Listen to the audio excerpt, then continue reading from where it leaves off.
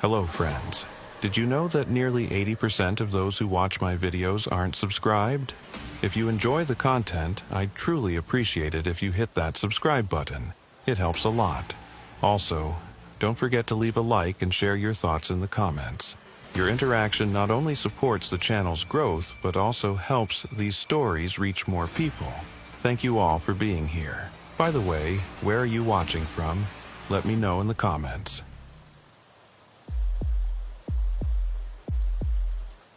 Some cases follow you home.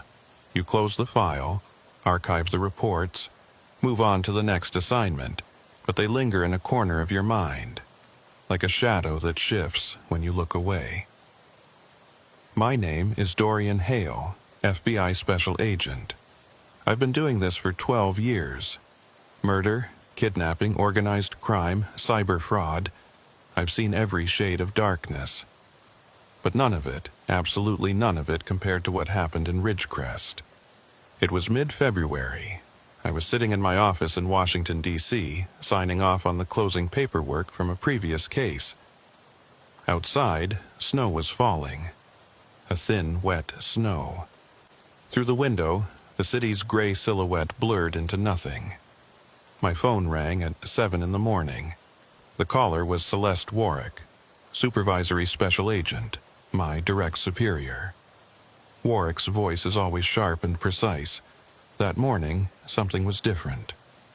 Maybe I imagined it, but there was a hesitation in her tone I couldn't quite place. Hale, urgent assignment. Nevada, Ridgecrest. Small town, population around 3,000. The local sheriff's office requested support. 2 days ago, they found a house. Inside, there are strange things. What kind of strange? I asked. Warwick paused for a moment. I heard keyboard sounds. She was checking the files. The house was abandoned years ago, but inside, they found audio recording devices, dozens of them, all operational, all running. The recordings, they don't make sense.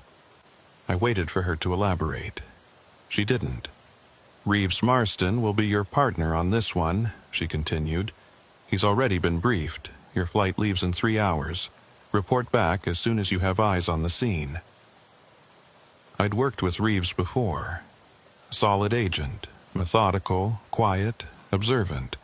The kind of partner who notices things you miss and doesn't need to broadcast it. If Warwick was pairing us on something like this, she expected complications. The flight to Nevada was uneventful. I spent most of it reviewing the preliminary file. Thin, barely 8 pages. The house had been discovered by a county surveyor mapping property lines for a proposed highway expansion. When he entered to check the structure's condition, he found the recording equipment. Panicked, called the sheriff. The sheriff listened to one of the recordings and immediately requested federal assistance. The file didn't say what was on the recording. That detail, conspicuously, was missing. Reeves met me at the Reno-Tahoe airport. He was waiting by the rental car area, coffee in hand, looking like he hadn't slept.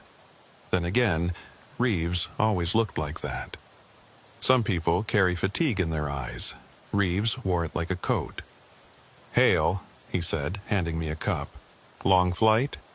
"Long enough. You read the file?" "Such as it is." He unlocked the SUV and we got in. Sheriff Denton is meeting us at the site. Said he'd rather show us than explain. That's never a good sign. The drive from Reno to Ridgecrest took nearly 4 hours.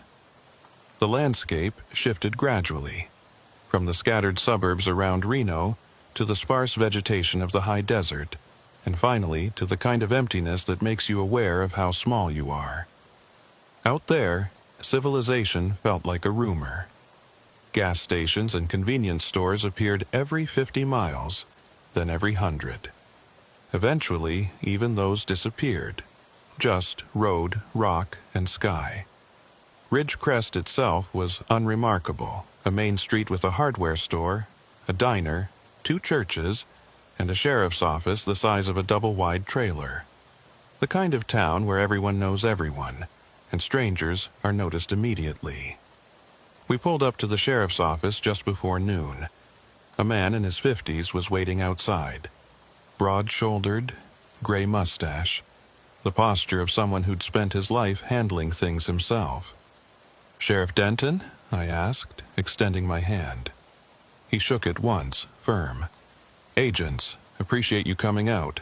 I'll be honest, I don't know what we've got here. Never seen anything like it in 30 years.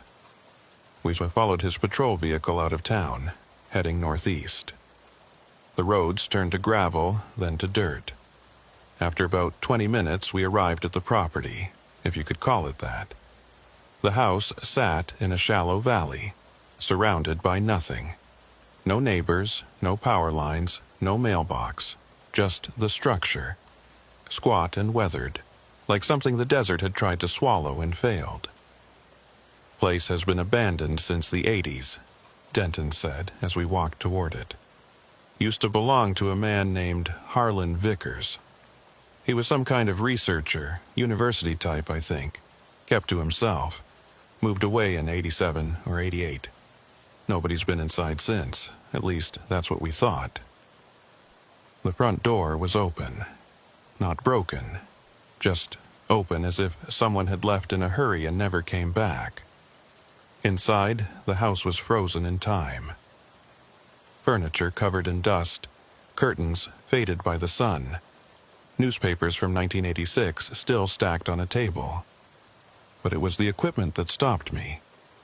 In every room, the living room, the kitchen, both bedrooms, even the bathroom, there were audio recording devices. Old ones, reel-to-reel tape recorders, cassette decks, even a few newer digital units that looked out of place among the rest. They were arranged carefully, positioned in corners, on shelves mounted on walls. All of them were running. The reels turned slowly. The cassette wheels rotated. The digital displays showed timestamps counting forward. "How long have these been recording?" Reeves asked. Denton Hall shook his head. "That's the thing. Some of these tapes shouldn't even be able to hold a charge. The reel-to-reels haven't been manufactured in decades, but they're all running. All of them." I walked through the house slowly, counting. 43 devices in total. Different brands, different eras, but all performing the same function. Recording sound. "Who set this up?" I asked. "No idea," Denton said. "Power's been off in this house since Vickers left. No generator, no solar panels, nothing. We checked. The devices are running on their own." That didn't make sense. I said as much. Denton just nodded. "I know. That's why I called you." Reeves was examining one of the digital recorders, a small black unit mounted near the ceiling in the hallway. "These digital models, they're recent. Last 5 years, maybe less. Someone's been maintaining this setup, adding to it." "Or someone's been here," I said, "recently." We spent the next 2 hours cataloging the devices, photographing their positions, and preparing them for transport to our mobile lab. Denton arranged for a deputy to remain on site overnight while we processed the initial evidence. By the time we finished, the sun was setting, and the temperature had dropped into the 40s. Back in town, we set up in a conference room at the sheriff's office. Reeves connected a laptop to one of the digital recorders and began downloading the audio files. I opened the first cassette tape we'd collected, the one from the living room, the first device you'd see when entering the house. The recording started with silence. Not true silence. The ambient hiss of magnetic tape, the faint crackle of a dusty room. Then, after about 4 minutes, a voice. Male, older, speaking in a flat monotone. "February 14th, day 1 of monitoring. Control environment established. Baseline noise floor measured at 32 decibels. Equipment synchronized. Begin observation." The voice stopped. The hiss continued. I let the tape run for another 10 minutes. Nothing. Just the sound of an empty room. "Research log," Reeves said, not looking up from his laptop. "Vickers was monitoring something. Audio anomalies, maybe. There was a lot of fringe science in the 80s, EVP recordings, infrasound studies, that kind of thing. For 40 years? Reeves didn't answer. I switched to another tape. This one was from the kitchen. Same hiss, same ambient noise. But after 6 minutes, something different. A sound that didn't belong. A low, rhythmic tapping, like fingers on a table. Tap, tap, tap. Pause, tap, tap, tap. It continued for almost a minute, then stopped. Could be plumbing, I said. Water in the pipes, temperature expansion. Maybe, Reeves said. Play the next one. The next tape was from the back bedroom. This recording was different from the start. The hiss was louder, more abrasive, as if the tape itself was degraded. And underneath the hiss, barely audible, was a voice. Human, but distant, like someone speaking in another room through a closed door. I turned up the volume. The words were unintelligible.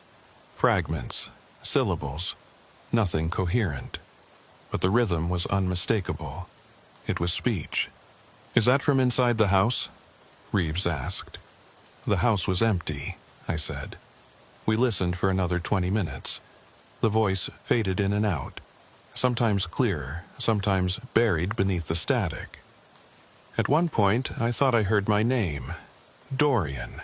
Just the first syllable, stretched and distorted, but enough to make my chest tighten. I stopped the tape. "That's not on the recording," I said. Reeves looked at me. "What do you mean?" "I mean, I heard something, my name, but it's not." I rewound the tape, played it again. The same static, the same distant murmur. No name. Nothing that sounded even close. "Auditory pareidolia," Reeves said. "Your brain filling in patterns that aren't there. Happens with white noise." I nodded, but I didn't believe it. I'd heard something that shouldn't have been there. We worked until midnight, logging tapes and downloading files. The digital recordings were easier to process.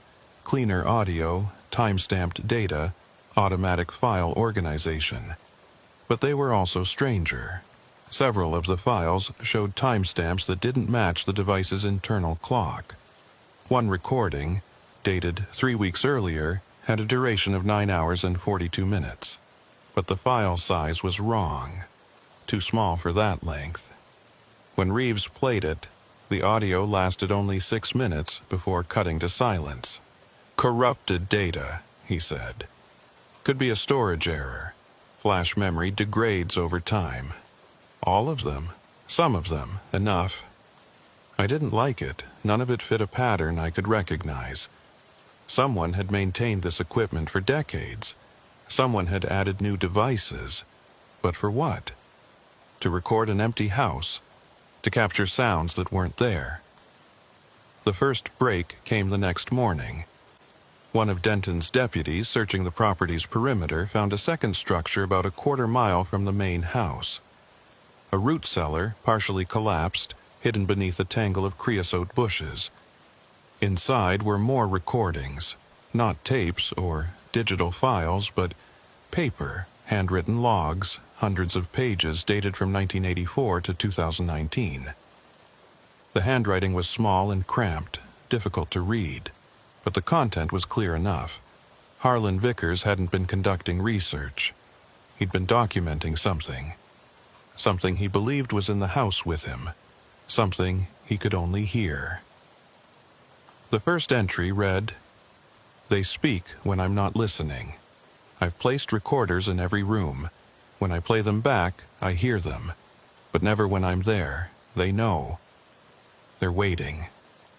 I closed the notebook and looked at Reeves. "We need to find Vickers," I said. Finding Harlan Vickers wasn't easy. The man had effectively disappeared in 1987. No forwarding address, no tax records, no Social Security activity after 1992. Reeves ran him through every database we had access to. NCIC, FinCEN, DMV records in all 50 states. Nothing. It was as if Vickers had walked out of that house in Ridgecrest and ceased to exist. But people don't just vanish. They leave traces, utility bills, medical records, property liens. It took 3 days, but we finally found him. Or rather, we found where he'd been. In 1903, a man matching Vickers' description had checked into a psychiatric facility in Flagstaff, Arizona. He'd been admitted involuntarily after a welfare check found him living in a storage unit, surrounded by recording equipment, convinced that the voices had followed him from Nevada. He spent 18 months in the facility before being released to a halfway house. After that, the trail went cold again. The facility was still operational, a private institution called Pinewood Behavioral Health. I called ahead and spoke with the records department. They confirmed that a patient named Harlan Vickers had been treated there between 93 and 95. His diagnosis was paranoid schizophrenia with auditory hallucinations. His attending physician had retired, but his case file was still on record. I requested a copy. While we waited for the file, Reeves and I continued processing the audio recordings. We'd transported 43 devices back to the mobile lab in Ridgecrest, along with Vickers' handwritten logs. The logs were disturbing, not because they described anything explicitly dangerous, but because of their tone. Vickers wrote with the calm precision of a scientist, even as his observations grew increasingly irrational. April 3, 1985. The voice in the kitchen returns between 2 o'clock and 3 o'clock a.m. It speaks in fragments. I cannot determine the language. Possibly English, possibly something older. I have increased the sensitivity of the microphones. June 17, 1985. Today I played back a recording from the bedroom. My own voice is on the tape, speaking words I did not say. I have no memory of this. I will install a secondary recorder to verify. September 9, 1985. There are 2 of me on the tapes now. One speaks during the day, one speaks at night. They do not sound the same. The entries continued in this vein for years. Vickers documented every anomaly, every perceived voice, every inexplicable sound. He drew diagrams of the house, marking the locations of each recorder and the times when the voices were most active. He developed theories that the house was built on a site of acoustic significance, that the walls themselves retained sound like a kind of architectural memory, that something was using the recordings to communicate with him. None of it made sense. All of it was meticulously recorded. Then, in 1987, the entries stopped. The last one was dated October 22nd. I have to leave. They know I can hear them now. They're getting louder. I can hear them even when the recorders are off, even when I cover my ears. They're inside the walls. They're inside me. I have to go before they finish. After that, nothing. Until 2019, when a new entry appeared in a different notebook. Same handwriting, same cramped style. I came back. I had to know if they were still here. They are. They've been waiting. That was the last entry.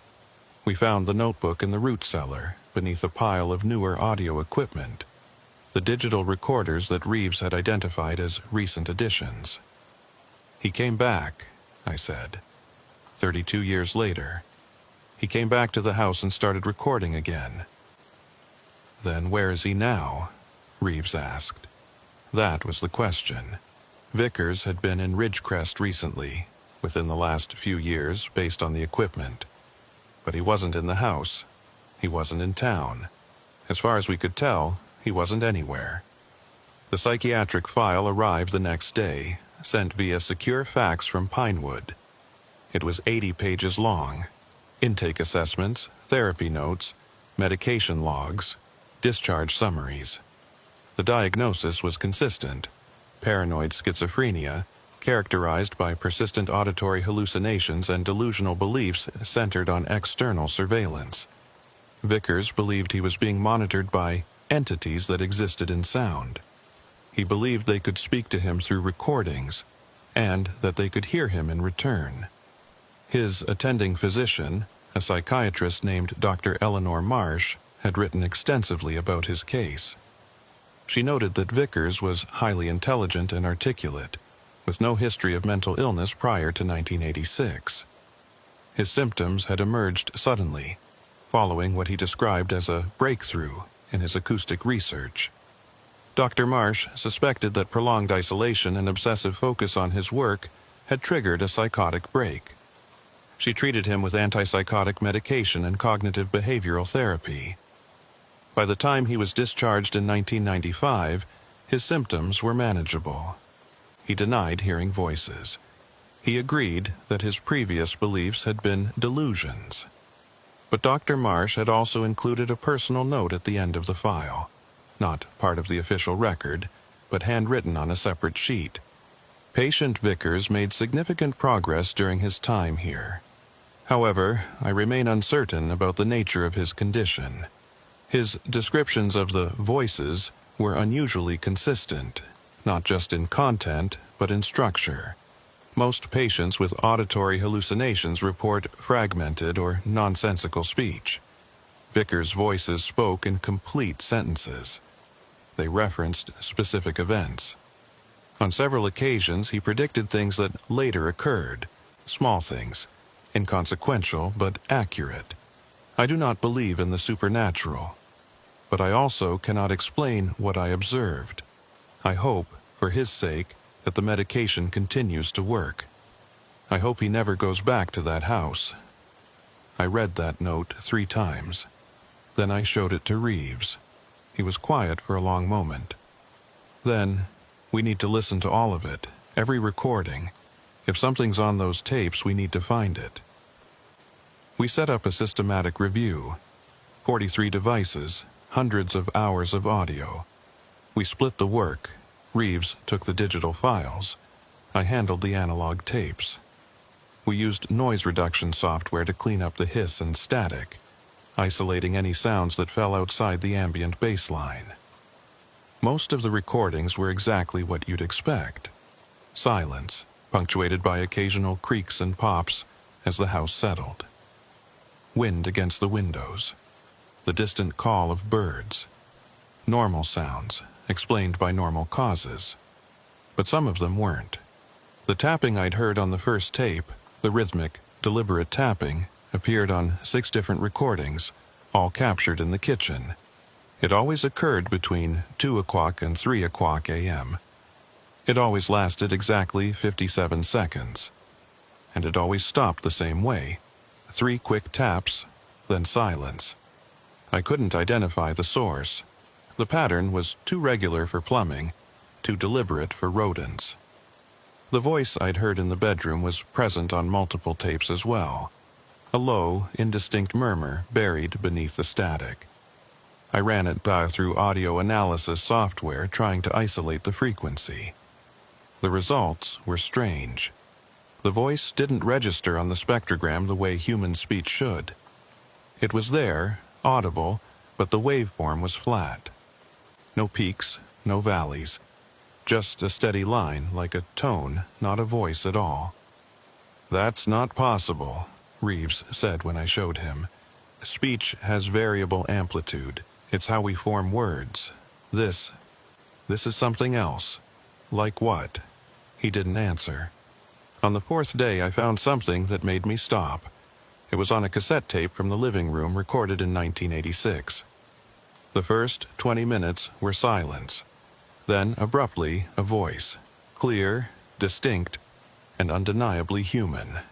"Hello, Dorian." I stopped the tape. My hands were steady, but my pulse wasn't. "Reeves?" He came over. I rewound the tape, played it again. "Hello, Dorian." The voice was male, older, calm. The same flat monotone as the research logs. Harlan Vickers.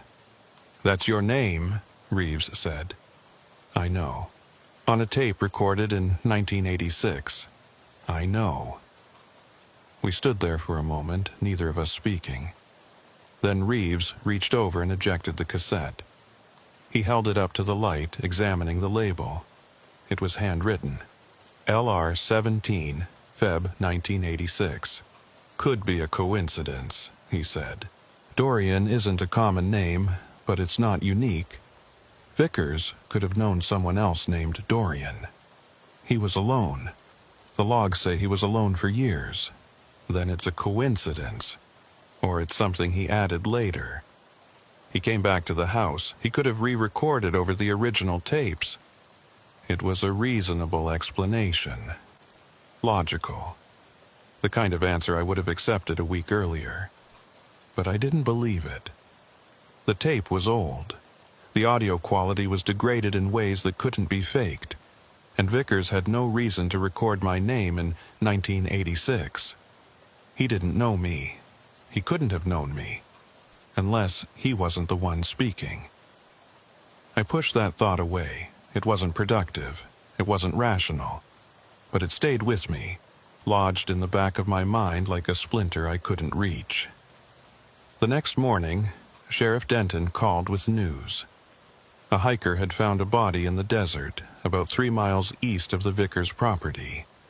Male, elderly, deceased for approximately 2 to 3 weeks.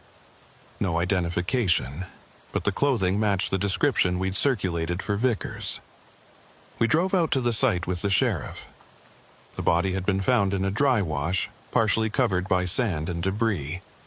The medical examiner was already on scene, crouched beside the remains. Cause of death appeared to be exposure, dehydration, hyperthermia, the usual consequences of being stranded in the desert without water or shelter. There were no signs of foul play, no wounds, no ligature marks, no defensive injuries, just an old man who had walked into the desert and never walked out. But there was one detail that didn't fit. Clutched in the dead man's hand was a small audio recorder, a digital unit, the same model we'd found in the house. The device was still running. The display showed a recording in progress, duration 47 days. "That's longer than he's been dead," the ME said. "Battery shouldn't last that long." Reeves took the recorder, careful not to disturb the body more than necessary. He pressed stop. The display flickered, then showed the total recording time, 1,228 hours. 47 days. Continuous. "That's impossible," I said. "I know," Reeves replied. We bagged the recorder as evidence and transported it back to the lab. The body was taken to the county morgue for autopsy.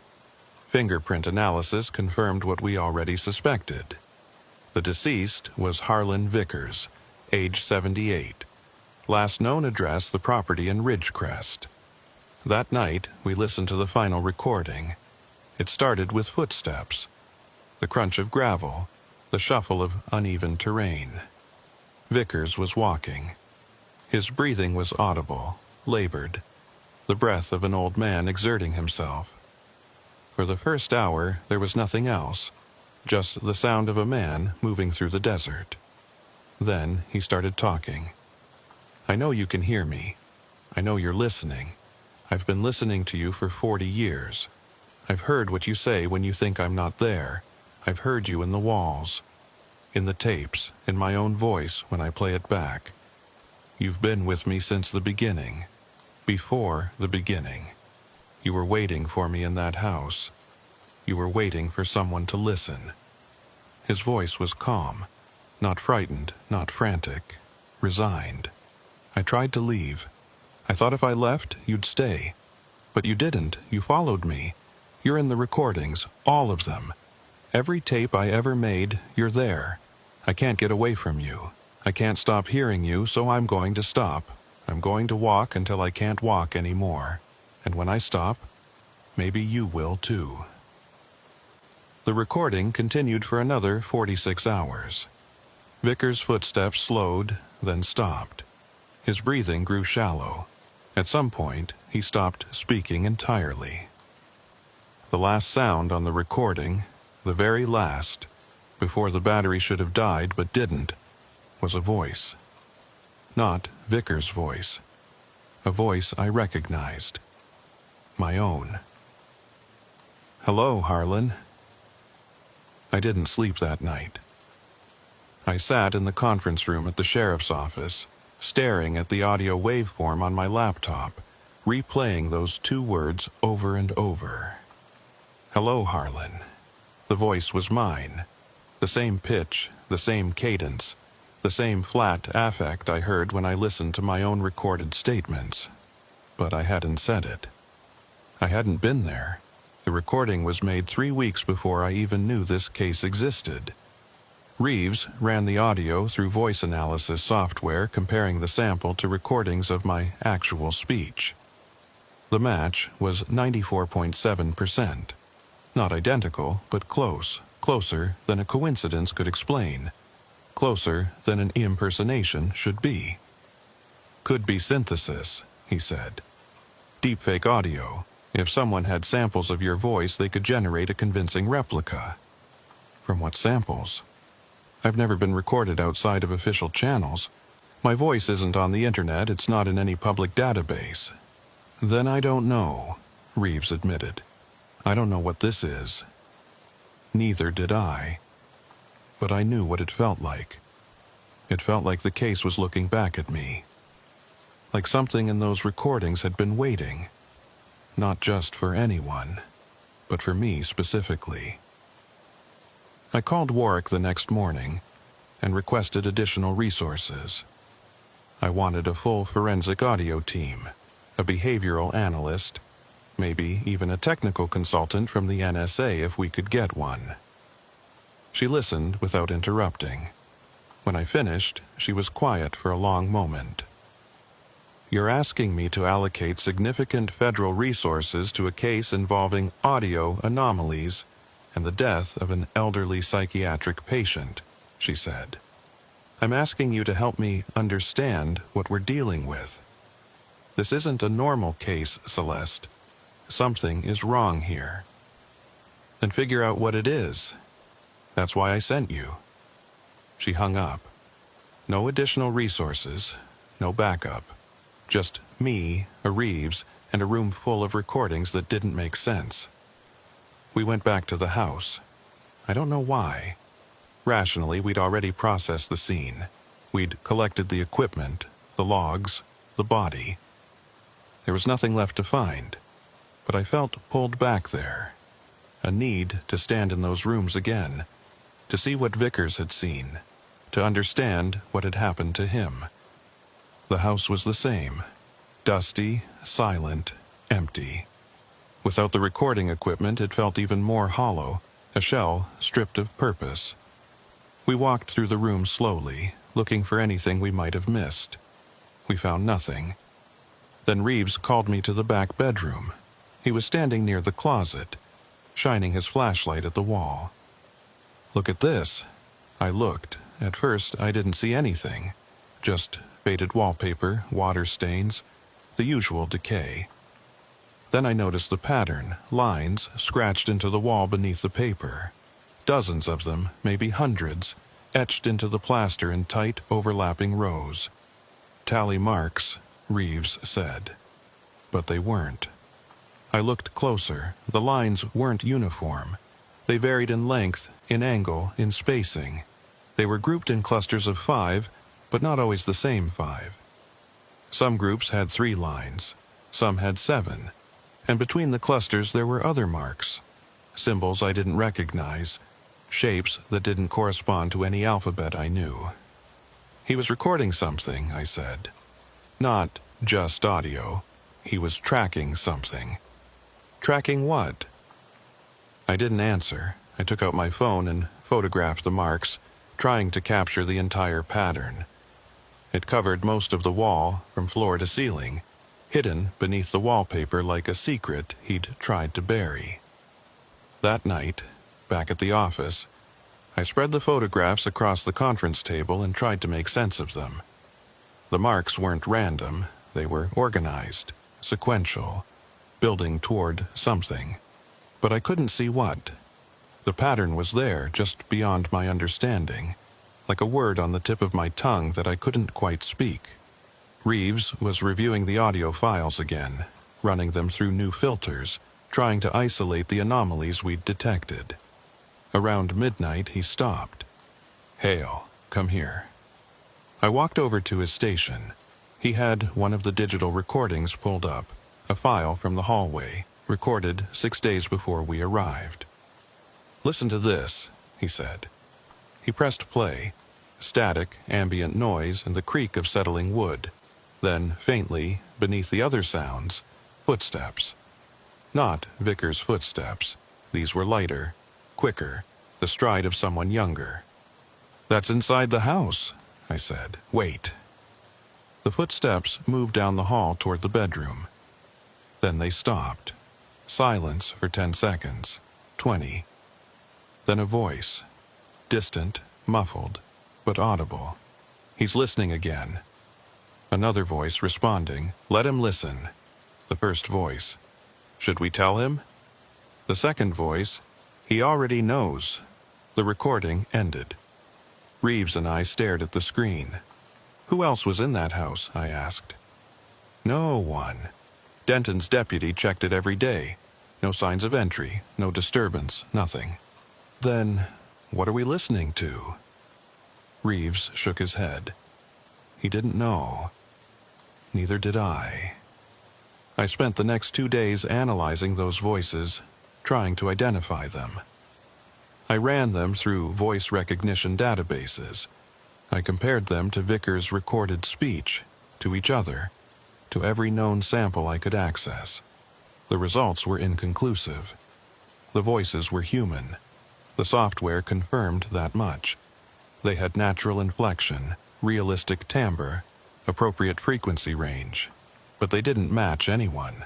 They existed only on that recording, in that moment, speaking words that seemed to be about us. On the third day, I found something else. I was reviewing Vickers' handwritten logs, looking for any reference to the symbols on the wall, when I noticed a pattern in his entries. Every few pages he would include a string of numbers. Dates, I'd assumed, written in a European format. Day, month, year. But when I converted them, they didn't correspond to the dates of his entries. They were future dates. Some of them hadn't happened yet. The most recent string was 17/02/2024, February 17th, 2024. 3 days from now. I showed Reeves. He stared at the numbers for a long time. "What happens in 3 days?" he asked. "I don't know." "Then we wait." I didn't want to wait. Waiting felt passive, felt like letting the case control us instead of the other way around. But I didn't have a better option. Whatever Vickers had been tracking, whatever he'd been counting down to, we were about to find out. On the morning of February 17th, I woke early. I hadn't slept well. Fragmented dreams, half-remembered images of empty rooms and distant voices. I showered, dressed, drove to the office. Reeves was already there, coffee in hand, watching the monitors. "Anything?" I asked. "Not yet." We waited. We reviewed files, answered emails, pretended to work on other tasks, but we both kept glancing at the clock, watching the hours tick by. At 2:47 p.m., the call came in. It was Sheriff Denton. His voice was tight. "Agents, you need to get out here. Something's happened at the house." We drove fast, sirens off, not wanting to draw attention. The house looked the same as before, empty, abandoned, inert. But there were 2 patrol cars parked outside, and Denton was standing on the porch, looking at something I couldn't see. We walked up. The front door was open. Inside, in the center of the living room, where we had found the first recording device, there was now a chair. A simple wooden chair placed in the exact middle of the floor, facing the wall. On the chair was a tape recorder. A reel-to-reel old model, the kind Vickers had used in the 80s. It was running. The reels turned slowly, silently, recording. "Where did this come from?" I asked. Denton shook his head. "It wasn't here this morning. My deputy checked the house at 8 a.m. The room was empty." "Who's been here since then?" "No one. We've had the road blocked since Vickers was found. No vehicles in or out." I approached the chair. The recorder was ancient, dusty, battered, the kind of thing you'd find in an antique store. But the tape was new, fresh, shiny, recently spooled. "Don't touch it," Reeves said. He was already pulling on gloves, preparing to process the scene. We photographed the room, documented the position of the chair, dusted for prints. Found nothing. No prints, no fibers, no DNA. Just the chair and the recorder, sitting there as if they'd always been there. When the techs arrived to transport the equipment, I made a decision. I told them to wait. Then I reached over and pressed stop. The reels slowed, then halted. The display showed a recording time of 6 hours and 14 minutes. "We need to listen to it," I said. "Now." Reeves nodded. We loaded the tape into a portable player, connected it to a speaker, and pressed play. The first hour was silence. Standard ambient noise, nothing unusual. Then, gradually, sounds began to emerge. Footsteps moving through the house. Doors opening and closing. Drawers sliding open, then shut. The sounds of someone searching, methodical, unhurried, thorough. Then a voice. My voice. "Where is it?" Another voice. Reeves' voice. "I don't know. Keep looking." My voice. "We're running out of time." Reeves' voice. "I know." The recording continued for another hour. More searching, more conversation. Our voices discussing the case, referencing details we hadn't shared with anyone. At one point, I heard myself say something that made my skin crawl. He left it for us. He knew we'd come. The recording ended there. 6 hours and 14 minutes of audio that hadn't happened. Couldn't have happened. We'd been at the office all day, reviewing files, waiting for the date on Vickers' calendar. We hadn't gone to the house. We hadn't searched for anything. We hadn't spoken those words, but the tape said otherwise. "This isn't possible," Reeves said. "I know. Tapes don't record things that didn't happen. I know." We stood there in the living room of that empty house, and I felt something shift. Not in the room, in me. A fundamental change in what I thought I understood about how things worked. Because either we were losing our minds, or the recordings were real. And if the recordings were real, then time didn't move the way we thought it did. Cause didn't precede effect. The future could speak to the past. I looked at Reeves. He looked back at me. We didn't say anything. We didn't need to. The house was recording us. It had always been recording us. And now, finally, it wanted us to know. We stayed in Ridgecrest for another week. I told myself it was to close the case properly, finalize the reports, coordinate with local authorities, ensure all evidence was properly cataloged and stored. But the truth was simpler. I wasn't ready to leave. I couldn't shake the feeling that we were missing something, that the house still had secrets, and they were waiting for us to find them. Reeves felt it too. I could see it in the way he reviewed the audio files over and over, running the same filters, looking for patterns that weren't there. He'd become obsessed with the recording from February 17th, our voices, speaking words we'd never said. He analyzed the waveforms, compared them to known samples, ran them through every detection algorithm he could find. The results were always the same. The voices were authentic. They were ours. There was no evidence of manipulation, no sign of synthesis or splicing. The recording was genuine. but it couldn't be genuine. We hadn't been there. We hadn't spoken those words. "Maybe we will," Reeves said one night, staring at his screen. "Maybe the recording is from the future. Maybe it's something we haven't done yet." That's not how time works. I know. But what if it's how this works? What if the house captures things? Not just sound, but moments, events. What if it recorded something that hasn't happened yet? I didn't have an answer for that.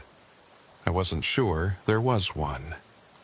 On our last day in Ridgecrest, I went back to the house alone. I didn't tell Reeves. I didn't tell Denton. I just drove out there in the early morning before the sun was fully up and parked in the dirt lot where the surveyor had first seen the building. I sat in the car for a long time, watching the house. It looked smaller than I remembered. Ordinary. Just a structure in the desert, slowly being reclaimed by time. I got out and walked to the front door. It was closed now. Denton had secured it after we finished processing the scene, but I had the key. He'd given it to me for emergencies, though I think we both knew I'd end up here. The house was empty. The recorders were gone, shipped to the FBI lab in Quantico for further analysis. The chair was gone too, taken as evidence. Without them, the rooms felt even more hollow, just walls and floors, and the smell of dust. I walked through the house slowly, room by room, the way I had that first day. Living room, kitchen, bedroom, bathroom. The marks on the wall were still there, barely visible beneath the peeling wallpaper. Vickers' tally, his countdown, his record of something I still didn't understand. I ended up in the back bedroom, standing near the closet. The light was gray, filtered through dirty windows. I could hear the wind outside, pressing against the walls. And then I heard something else. A sound, faint, barely there, coming from inside the closet. I opened the door. The closet was empty. We'd cleaned it out during processing, but the sound was there. A low hum, almost below the range of hearing. I leaned closer, trying to locate the source. The sound stopped. Then, from behind me, a voice. "You're listening." I spun around. The room was empty. No one there. Just the walls and the dust and the gray light. But I'd heard it. Clear, distinct, unmistakable. Not recorded, not played back, spoken. In that room, in that moment, to me. I left the house. I drove back to town without stopping. I found Reeves at the office, packing up our equipment, and I told him we were done. The case was closed. We had enough for the report. It was time to go home. He looked at me for a long moment. He knew something had happened, but he didn't ask, and I didn't tell him. We flew back to D.C. that afternoon. I filed my report the next day, straightforward, factual, leaving out the details that couldn't be explained. The death of Harlan Vickers was ruled a result of exposure. The audio anomalies were attributed to equipment malfunction and environmental factors. The case was closed, filed away, forgotten by everyone except the two people who had worked it. 3 months later, I received a package. It came to my office, addressed to me by name, no return address. Inside was a cassette tape, old, dusty, the kind Vickers had used. Handwritten on the label in cramped, familiar script, DH1. I put the tape in a player. I pressed play. For 3 minutes there was nothing. Silence. Ambient hiss. Then, faintly, a voice. My voice. "You're listening." A second voice identical to mine. "I know." The first voice. "Did you find it?" The second voice. "Not yet." "You will." "When?" A pause. Then, "You already have." The tape ended. I sat at my desk for a long time, staring at the player. Outside, the city moved through its ordinary rhythms. Traffic, voices, the sound of life continuing.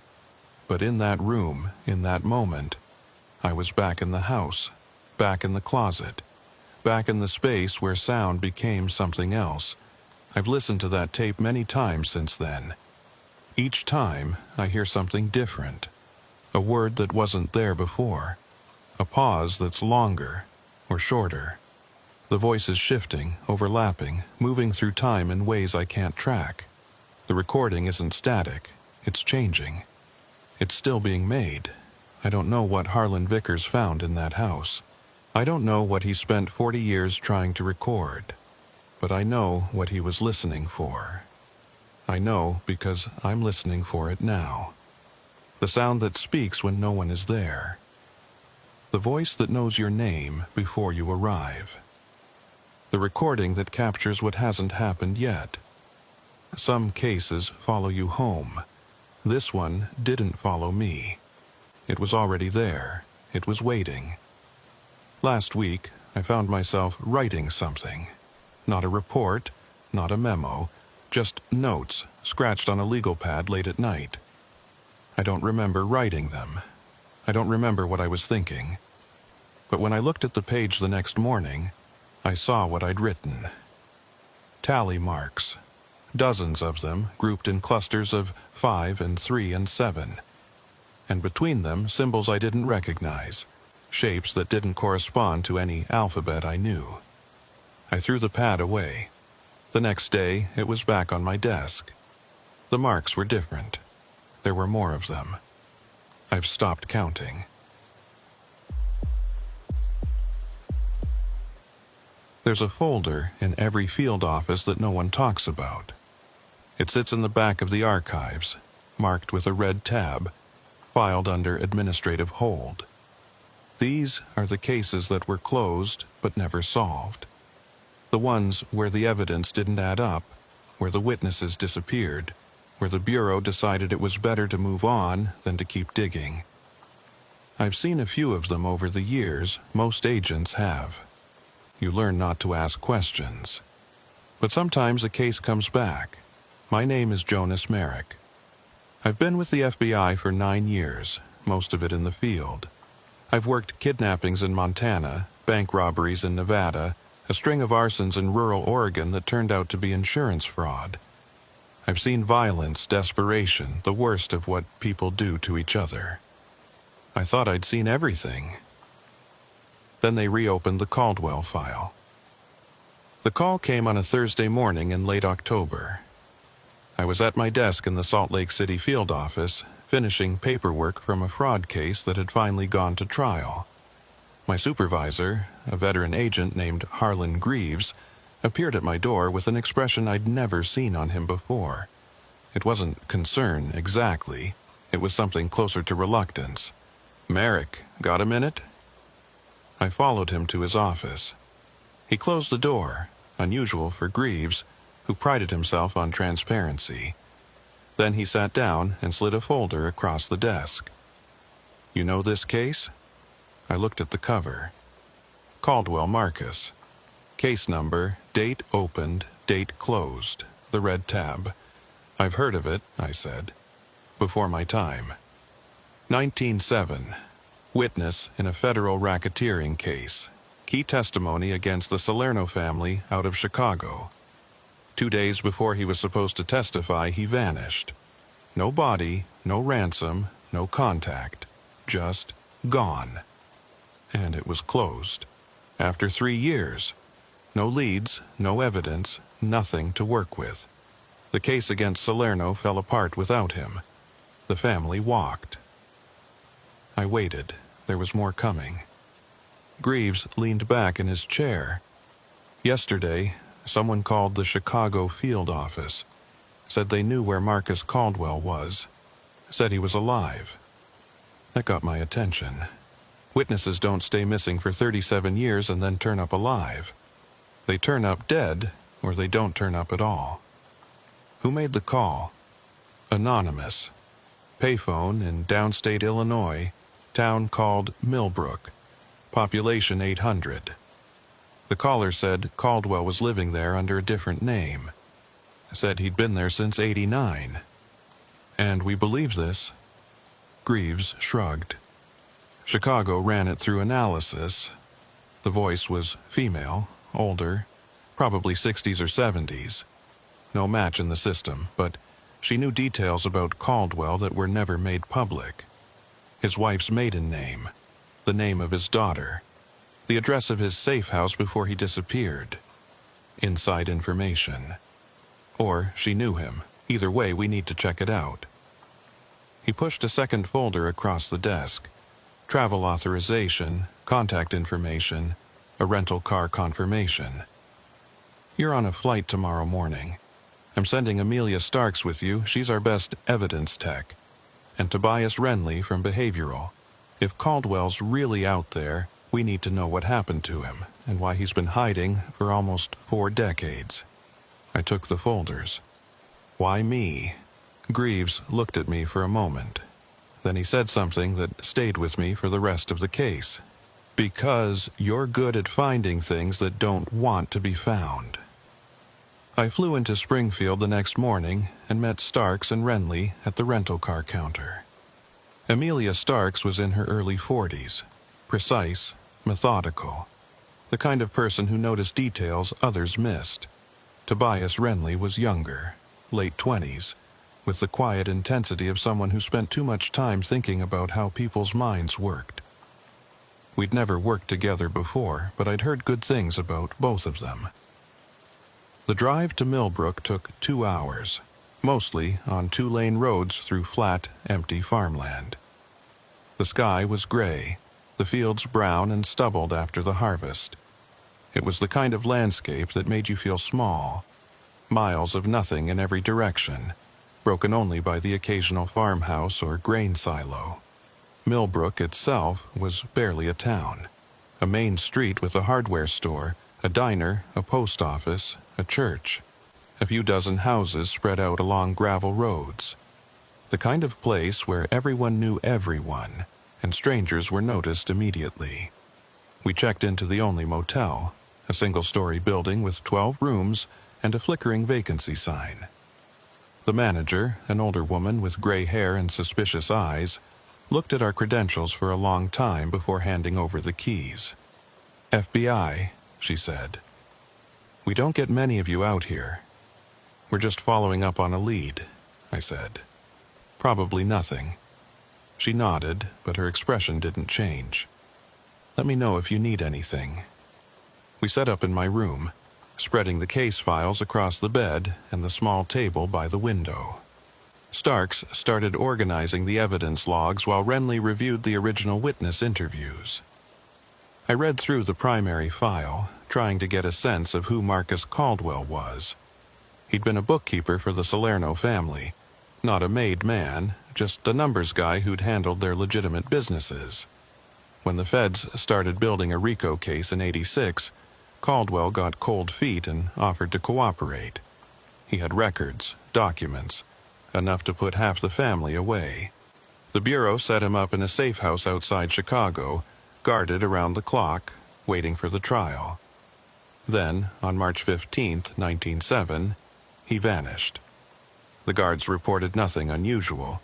Caldwell had dinner at 7, watched television until 9, then went to bed. When they checked on him at 6 the next morning, his room was empty. The window was closed and locked from the inside. The door was still secured. There were no signs of forced entry, no signs of struggle. He was simply gone. The Bureau spent 3 years looking for him. They investigated the Salerno family, assuming a hit. They searched every database, every morgue, every John Doe report in the country. Nothing. Marcus Caldwell had disappeared as completely as if he'd never existed. Until now. The next morning, we started canvassing. Millbrook was small enough that we could cover it in a day. Talk to the shopkeepers, the postmaster, anyone who might have seen a man matching Caldwell's description. We had an age-progressed photo, generated by the Bureau's imaging lab, showing what Caldwell might look like at 72. The first few interviews yielded nothing. The hardware store owner didn't recognize the photo. Neither did the woman at the post office or the clerk at the gas station. But at the diner, we got our first hit. The waitress was in her 50s, friendly, talkative. When I showed her the photo, she stopped mid-pour and stared at it. "That's Mr. Carver," she said. "You know him?" "Sure. He's been coming in here for years. Quiet man, keeps to himself. Lives out on Route 12 past the old Hendricks farm." I felt something shift in my chest. "When did he move here?" "Oh, a long time ago. Late 80s, I think. Before I started working here, but everyone knows Mr. Carver." "What can you tell us about him?" She thought for a moment. "Not much, honestly. He comes in for breakfast a couple times a week. Always orders the same thing: eggs, toast, black coffee. Doesn't talk much. Polite, but distant. Like he's somewhere else, you know?" "Does he have any family, friends?" "Not that I've seen. He's always alone." She hesitated. "There was a woman who used to visit him years ago. Older lady, came down from Chicago a few times, but I haven't seen her in, must be 10 years now." I thanked her, and we left. Outside, Renly was quiet, processing. "He's been here the whole time," he said. 37 years, living under a false name, and no one ever looked for him here." "Why would they?" Starks said. "Millbrook isn't on anyone's radar. It's the perfect place to disappear." "But why disappear at all?" I asked. "He was in protective custody. He had guards, a safe house, the full resources of the Bureau. Why would he run?" No one had an answer. We drove out to Route 12, following the waitress's directions. The road was gravel, rutted, winding through fields of dead corn and bare trees. After about 3 miles, we saw it. A small farmhouse, white clapboard, set back from the road at the end of a long driveway. There was a pickup truck parked in front, rusted and old. Smoke rose from the chimney. We parked at the end of the driveway and approached on foot. The house was quiet. No movement in the windows, no sound except the wind. I knocked on the front door, waited, knocked again. The door opened. The man standing there was old, mid-70s, maybe older. Thin, stooped, with white hair and deep lines around his eyes. He looked at us without expression. "Mr. Carver?" I said. He didn't answer. I held up my credentials. "I'm Special Agent Jonas Merrick, FBI. These are Agents Starks and Renly. We'd like to ask you a few questions." The man looked at my badge for a long moment. Then he looked at me. "I wondered when you'd come," he said. He stepped back and let us in. The inside of the house was sparse. A living room with a worn couch and a single armchair. A kitchen with a small table and 2 chairs. A hallway leading to what I assumed were bedrooms. Everything was clean but old, like a place that had been frozen in time. The man who called himself Carver sat in the armchair and gestured for us to take the couch. He moved slowly, carefully, like someone in pain. "You know why we're here?" I said. "I can guess. We received information that Marcus Caldwell is living in this town, under a different name." He didn't react, just sat there, hands folded in his lap, watching us. "Are you Marcus Caldwell?" A long pause, then, "I was. A long time ago." Starks and I exchanged a look. This was it.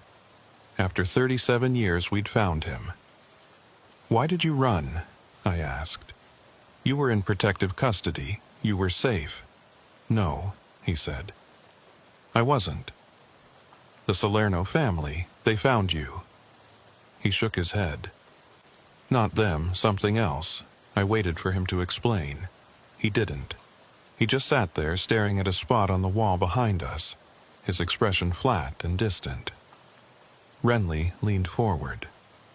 "Mr. Caldwell, Mr. Carver, can you tell us what happened the night you disappeared?" Another long pause. When he finally spoke, his voice was quiet.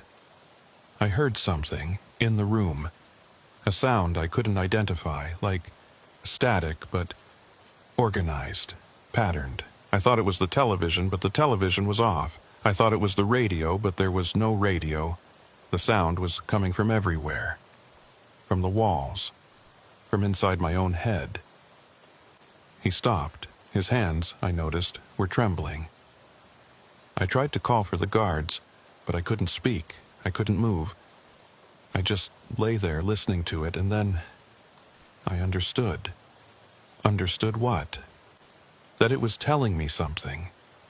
That if I stayed, I would die. Not from the Salernos, from something else. Something that had found me. He looked at me then, and I saw something in his eyes that made my skin prickle.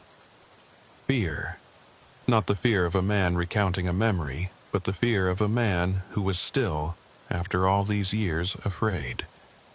So I left, he said.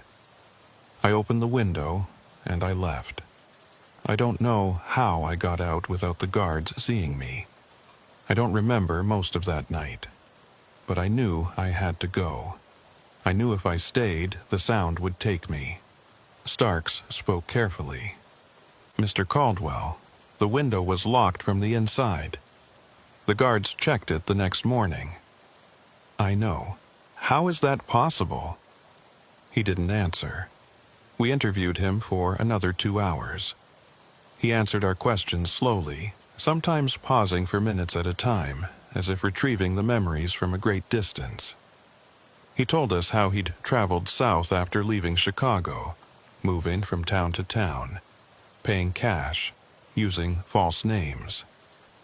He'd arrived in Millbrook in 1989 and never left. He'd built a life here, quiet, isolated, invisible. He hadn't contacted his family. He hadn't contacted anyone from his old life. He'd simply ceased to exist. And the sound? I asked. Did it follow you? He looked at me for a long moment, then, yes. You still hear it? Sometimes. Late at night, when the house is quiet? He paused. It's waiting. It's been waiting all this time. We left the house as the sun was setting, the sky streaked with orange and red. None of us spoke until we were back at the motel. He's delusional, Starks said. Paranoid schizophrenia, auditory hallucinations. It fits. The stress of the trial, the isolation of protective custody. It triggered a psychotic break, and he's been living in it ever since. Maybe, Renly said. But his affect was wrong. Schizophrenics with auditory hallucinations usually show disorganized thinking, loose associations. He was coherent, linear. He knew exactly what he was saying. Then he's lying. About what? Why would he lie about hearing sounds? Why would he invent a story that makes him seem insane? I didn't have an answer. None of it made sense. A man disappears from a locked room, flees across the country, hides for 37 years, and when we finally find him, he claims he was running from a sound. That night, I reviewed the original case file again, looking for anything that might explain what Caldwell had told us. I found something I'd missed before. In the days before his disappearance, the guards at the safe house had logged several unusual incidents. On March 12th, the television in Caldwell's room turned on by itself at 3:00 a.m. On March 13th, the phone in the kitchen rang repeatedly, but when answered, there was only static. On March 14th, the night before he vanished, one of the guards reported hearing a rhythmic sound like tapping coming from Caldwell's room. When he checked, Caldwell was asleep. The sound stopped. I read those entries 3 times. Then I called Renly. There's something in the file, I said. The guards heard it too. The next morning, we went back to Caldwell's house. He was sitting on the porch when we arrived, as if he'd been expecting us. You found the logs, he said. It wasn't a question. The guards reported sounds, the same kind you described. He nodded. They heard it. They didn't understand what they were hearing, but they heard it. "What is it, Mr. Caldwell? What's making these sounds?" He was quiet for a long time. The wind moved through the bare trees, making a sound like whispers. "I don't know," he finally said. "I've spent 37 years trying to figure that out. I thought if I ran far enough, if I stayed quiet enough, it would leave me alone. But it didn't. It's still there. It's always been there." "Where?" He pointed at the house. "Inside, in the walls, in the floors, in the spaces between things. It lives in the silence, and when the silence gets deep enough, it speaks." We searched the house that afternoon, with Caldwell's permission. Starks went through it methodically, room by room, looking for anything that might explain the sounds. Faulty wiring, plumbing issues, animal infestations. She found nothing. The house was old but solid, well-maintained, unremarkable. But in the basement, she found something else. It was a small room, hidden behind a shelf of canning jars.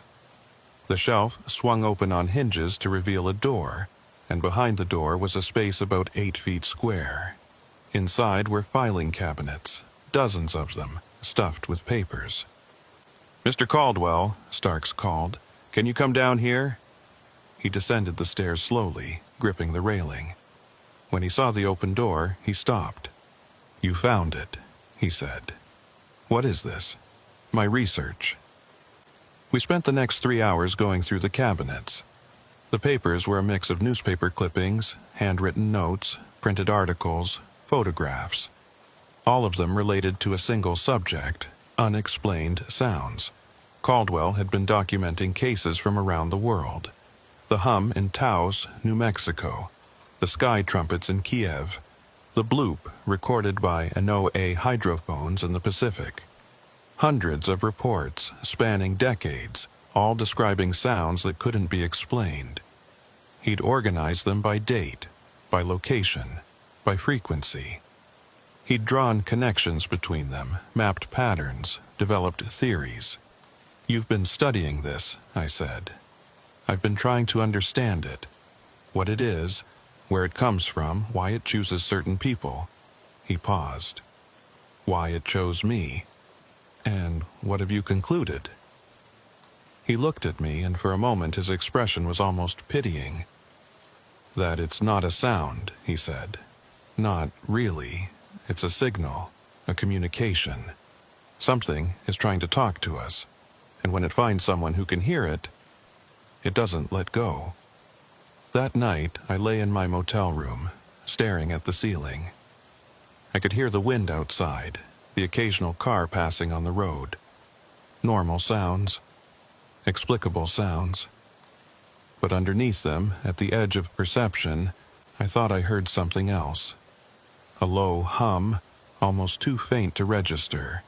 A vibration in the air, in the walls, in the silence itself. I told myself it was nothing. Fatigue, suggestion, the power of Caldwell's story working on my imagination. But I didn't sleep, and the sound didn't stop. The next 3 days were a blur of interviews, research, and growing unease. We talked to Caldwell's neighbors such as they were. The nearest house was half a mile away. They described him as quiet, polite, reclusive. No one reported anything unusual. No one had heard any strange sounds. But when I asked specific questions, had they ever noticed their televisions turning on by themselves, their phones ringing with no one on the line, I got strange reactions, hesitations, glances away, the kind of responses that suggested they had noticed but didn't want to admit it.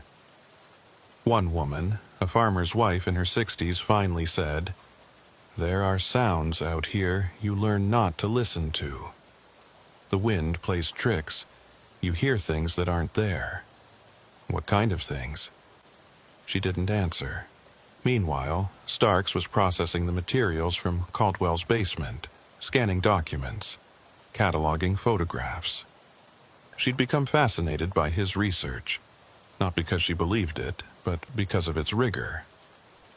Caldwell had approached the phenomenon like a scientist, systematic, methodical, evidence-based. Whatever he was experiencing, he'd spent decades trying to understand it. Renly, for his part, had become increasingly quiet. He spent hours reviewing Caldwell's notes, looking for patterns, trying to construct a psychological profile. On the third night, he came to my room with a troubled expression. I've been thinking about what he said, about the sound being a signal, a communication. And? What if he's right?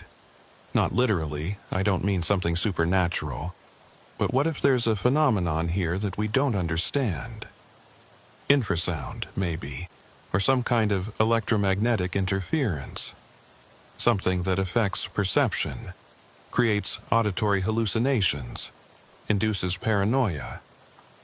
It would explain why Caldwell ran, why he's been hiding all these years, why he believes something is speaking to him. It would also explain why the guards heard it, I said. Exactly. They were in the same environment, exposed to the same stimulus. It was a reasonable theory, logical, grounded in known science. I wanted to believe it. But that night, something happened that made it harder to believe. I was in my room reviewing case notes when the television turned on. I hadn't touched the remote. I hadn't bumped the power button. The screen simply lit up, showing static, that familiar hiss and crackle, the snow of a dead channel. I reached for the remote and turned it off. 10 seconds later, it turned on again. I unplugged it from the wall. The screen went dark. I stood there for a moment, waiting. Nothing. Then I heard it. A sound coming from outside. Low, rhythmic, pulsing. Like a heartbeat, but slower, much slower. I went to the window and looked out. The parking lot was empty. The road was dark. There was nothing there. But the sound continued. It seemed to be coming from everywhere. The ground, the sky, the air itself. A vibration that I felt in my chest, in my teeth, in the bones of my skull. I don't know how long I stood there. Minutes, maybe. The sound held me, pinned me in place, filled my head until there was no room for anything else. Then it stopped. The silence that followed was absolute. No wind, no traffic, no ambient noise at all, just emptiness. I stepped back from the window. My hands were shaking. The next morning, I didn't mention it to Starks or Renly. I told myself it was nothing. A truck passing on a distant highway, some industrial machinery operating in the next county. There were explanations, there were always explanations. But when we arrived at Caldwell's house that day, he took one look at me and said, "You heard it." I didn't respond. "It's getting closer," he said. "It knows you're here. It knows you're listening." "I'm not listening to anything." He almost smiled. That's what I said, in the beginning. We had planned to continue the interviews that day, to press Caldwell for more details about his disappearance, his journey south, his decision to hide in Millbrook. But something had changed. The dynamic had shifted. Caldwell was no longer the subject of the investigation. He was something else. A guide, a warning. "I want to show you something," he said. He led us out of the house, across the yard, into the fields beyond. We walked for about 10 minutes, following a path that wound through dead grass and bare trees. The sky was overcast, heavy with the threat of rain. We arrived at a clearing. In the center of the clearing was a circle, not drawn or marked, but worn into the ground. A ring where the grass didn't grow, where the earth was hard and bare. "This is where I hear it loudest," Caldwell said. "Every night, around 3 a.m., the sound comes from here. I've measured it, I've recorded it. But when I play back the recordings, there's nothing there. Just silence." "Then how do you know you're hearing anything?" Starks asked. Caldwell looked at her. "Because when I'm standing here in this spot, I can feel it, in my body, in my mind. It's not just a sound, it's a presence. Renly crouched down and examined the circle. The soil was compacted, dry, different from the earth around it. He took samples, bagged them for analysis. "What do you think made this?" I asked. Caldwell shook his head. "I don't know. It was here when I bought the property. The previous owner didn't mention it. Maybe he didn't know. Maybe he didn't want to know." We stood in the clearing for a while longer. The wind picked up, moving through the trees, making sounds that could have been anything. Whispers, warnings, nothing at all. That night, I made a decision. I told Starks and Renly that I was going to stay at the clearing. I was going to wait until 3 a.m. I was going to hear what Caldwell heard. "That's not a good idea," Renly said. "Probably not. You're chasing a delusion. Caldwell's been alone out here for decades. He's created a mythology around his own mental illness. If you go out there, you're validating it. Or I'm investigating it." Renly didn't argue further, but his expression made clear what he thought. At 2:30 a.m., I walked to the clearing. The sky was clear, full of stars. The air was cold and still. I sat down at the edge of the circle, facing the center, and waited. For a while, there was nothing. Just the silence of a rural night. The occasional rustle of an animal in the grass. The distant call of an owl. Then, gradually, the silence changed. It deepened. It became not just the absence of sound, but the presence of something else, a density, a weight. And then I heard it. It started low, at the edge of hearing. A hum, a vibration, a frequency that seemed to come from the ground beneath me. It rose slowly, building, layering on itself, until it wasn't one sound, but many. A chord, a harmony, a pattern that was almost like music, but not quite. I don't know how to describe what I felt. It wasn't fear, exactly. It was recognition. Like hearing a voice you've known all your life, speaking words you've always known but never spoken. The sound reached a peak and held there. I felt it in my chest, in my throat, in the space behind my eyes. I felt it asking me something, waiting for a response. I opened my mouth, and the sound stopped. The silence came back, sudden and absolute. I sat there, gasping, my heart pounding. I didn't know what had happened. I didn't know what I'd almost done. When I got back to the motel, it was almost 5 a.m. Starks and Renly were waiting in my room, worried. I told them what I'd heard. I told them what I'd felt. Renly listened without expression. When I finished, he said, "You experienced an infrasonic event. Probably geological. There are fault lines in this region. Infrasound can induce feelings of dread, disorientation, even hallucinations. It explains everything. Caldwell's experiences, the guard's reports, what you heard tonight." It was a good explanation. Rational, comforting. I wanted to believe it, but I remembered the moment when the sound had stopped. The moment when I'd opened my mouth to respond. And I knew that Renly was wrong. Whatever I'd heard in that clearing wasn't a geological phenomenon. It was a question, and it was still waiting for an answer. We stayed in Millbrook for another week. Officially, we were completing our investigation, documenting Caldwell's current location, assessing his mental state, determining whether to reopen the original case. Unofficially, I was trying to understand what I'd experienced in the clearing, what it meant, what it wanted. Caldwell was cooperative, even eager. He seemed relieved that someone finally believed him, or at least that someone was willing to listen. "It's been so long," he said one afternoon, sitting on his porch, looking out at the fields. "So long since I talked to anyone about this. I started to think I really was crazy, that I'd imagined all of it." But you kept researching, kept documenting. What else was I going to do? I couldn't go back. I couldn't move forward. All I could do was try to understand. And did you? He was quiet for a moment. I understand more than I did. I understand that it's not random.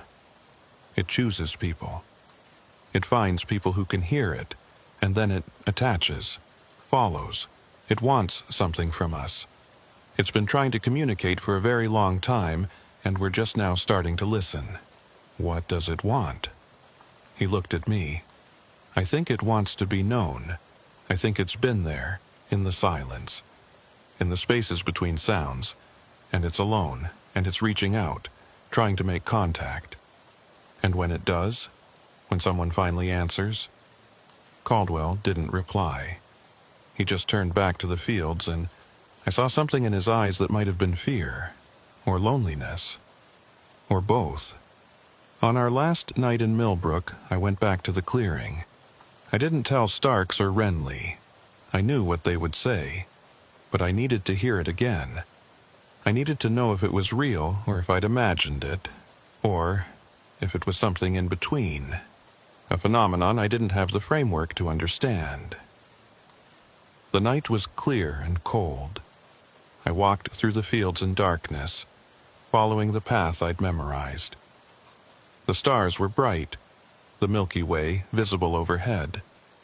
It was beautiful, and it was silent. I reached the clearing and sat down in the circle. The ground was cold beneath me. I closed my eyes and waited. The sound came faster this time.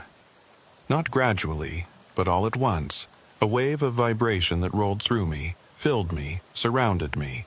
It was louder than before, more complex, more insistent. It wasn't just asking anymore, it was telling.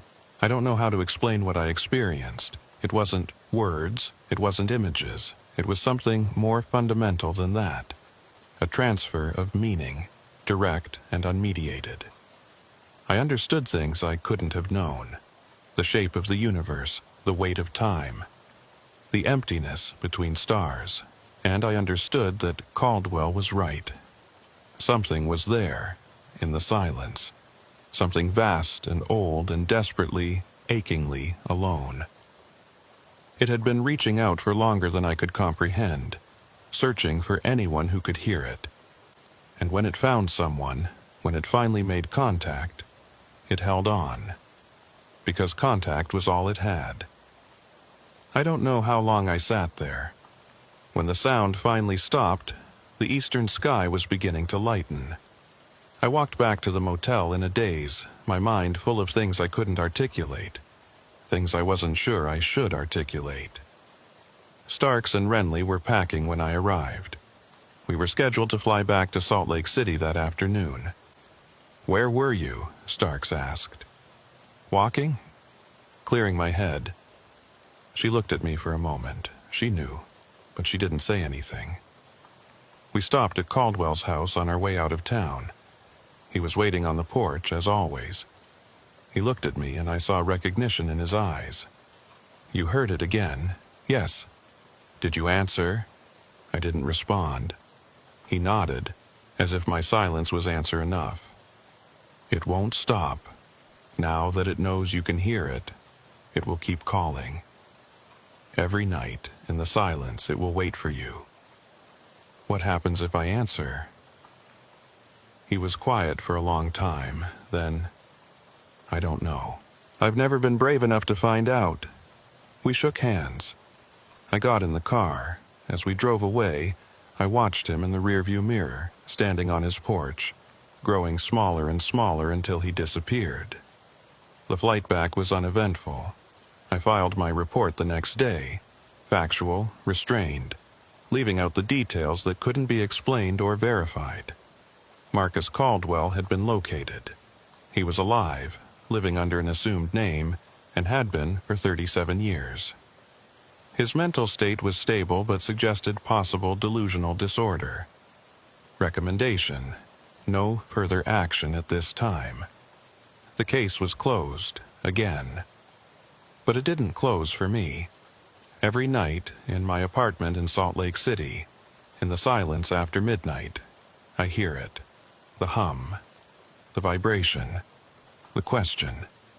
I've tried to ignore it. I've tried sleeping with music on, with the television, with any noise that will fill the space. But the sound comes through.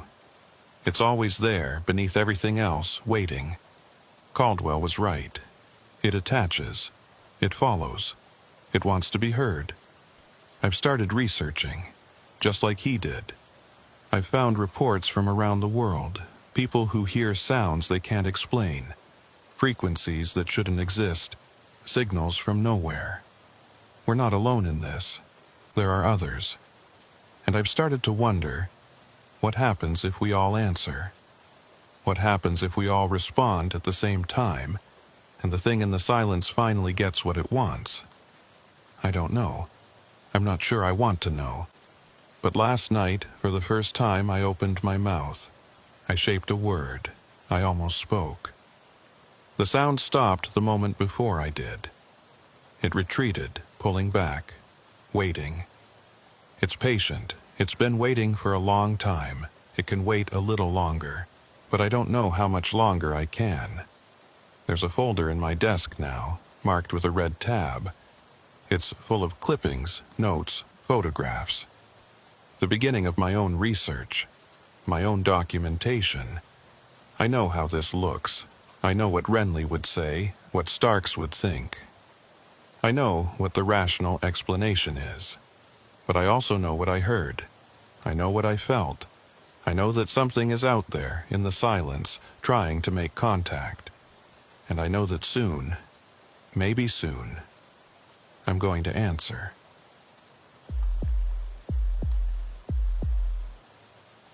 Time isn't as solid as we think it is. We build our lives on it. Schedules, deadlines, anniversaries, the comforting tick of seconds into minutes, into hours.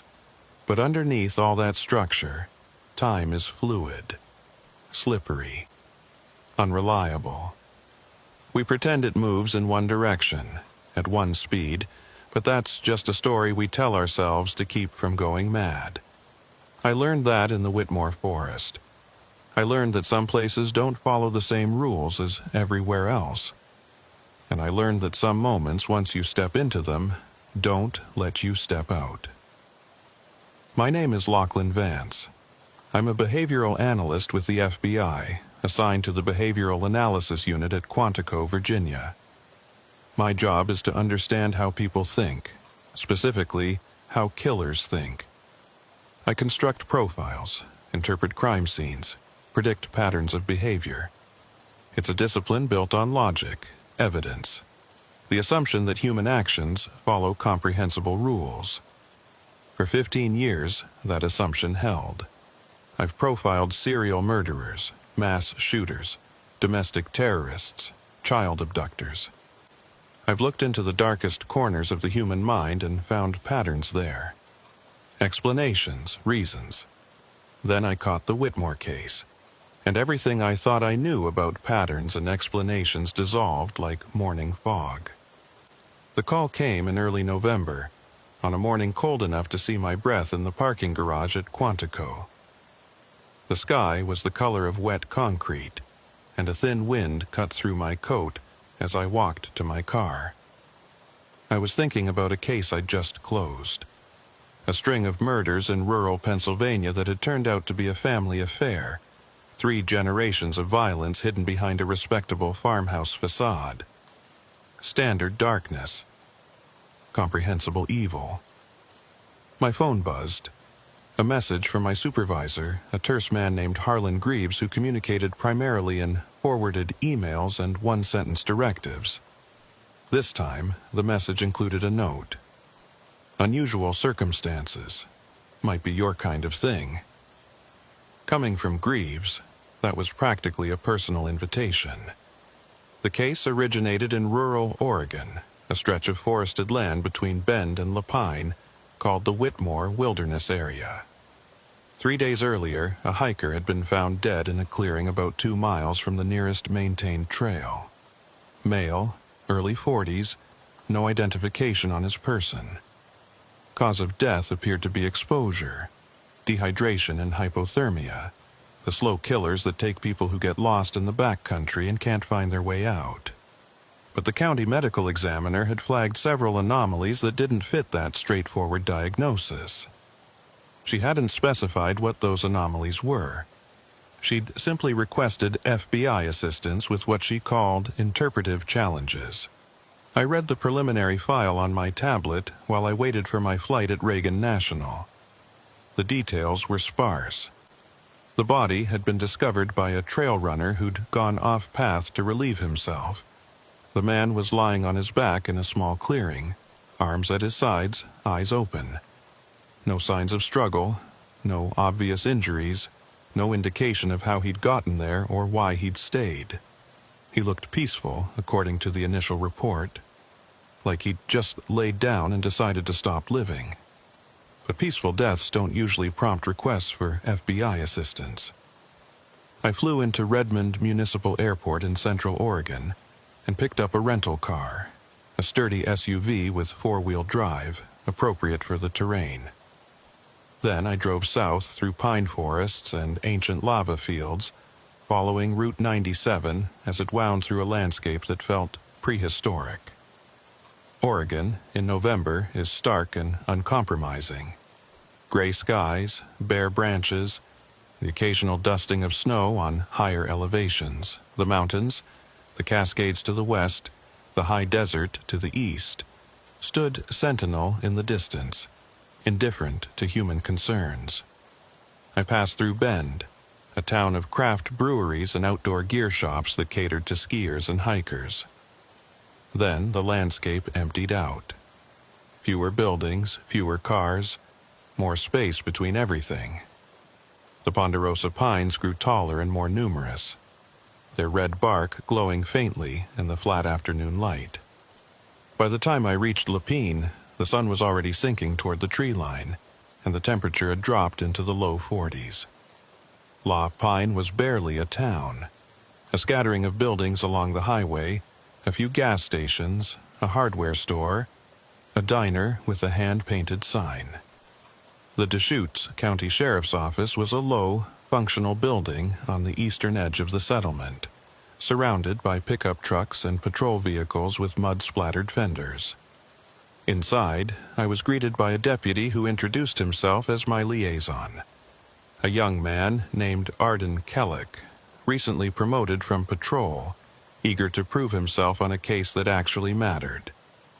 He had sandy hair, an earnest face, and the energetic handshake of someone who hadn't yet learned that enthusiasm doesn't solve cases. Sometimes it just makes them harder. "Agent Vance," he said, pumping my hand with a little too much vigor. "We really appreciate you coming all the way out here. This one's got everyone rattled. Walk me through it." He did. We sat in a small conference room with a whiteboard on one wall and a window overlooking the parking lot on the other. Kellick had printed out maps, crime scene photos, the preliminary autopsy notes. He'd done his homework. I appreciated that. "The victim was found here," he said, pointing to a location on the topographic map. "About 2 miles northeast of the Paulina Creek trailhead. It's not on any maintained trail. You have to bushwhack through some pretty dense forest to get there." The guy who found him, a local runner named Pete Darnell, said he'd never been to that spot before. Said he doesn't know how the victim could have gotten there either. There's no easy route in. And no easy route out. Right, so how did a guy with no gear, no pack, no water bottle end up 2 miles into the backcountry and die of exposure? It was a good question, one of many. What do we know about the victim? Not much. Male, white, early 40s. Average height, average build, no distinguishing marks.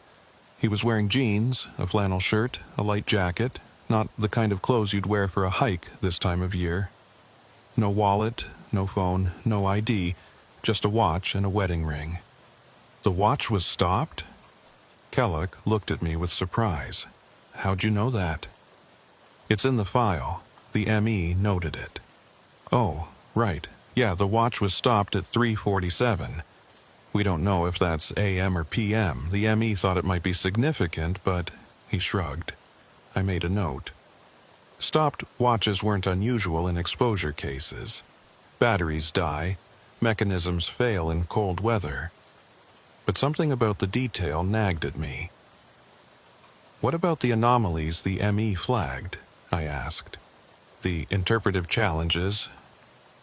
Kellick's expression shifted. He looked uncomfortable. She said she'd rather show you herself. She's at her clinic in town.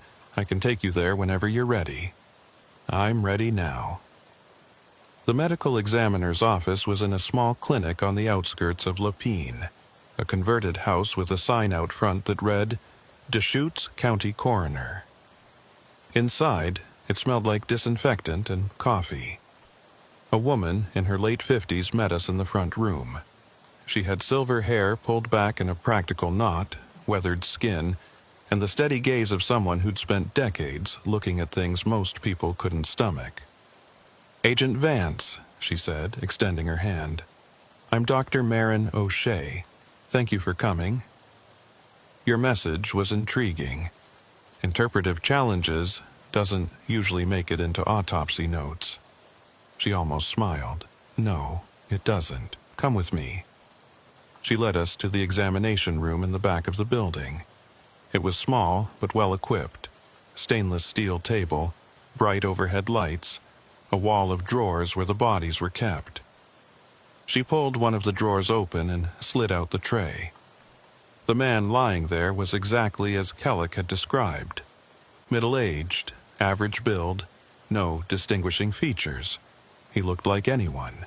He looked like no one.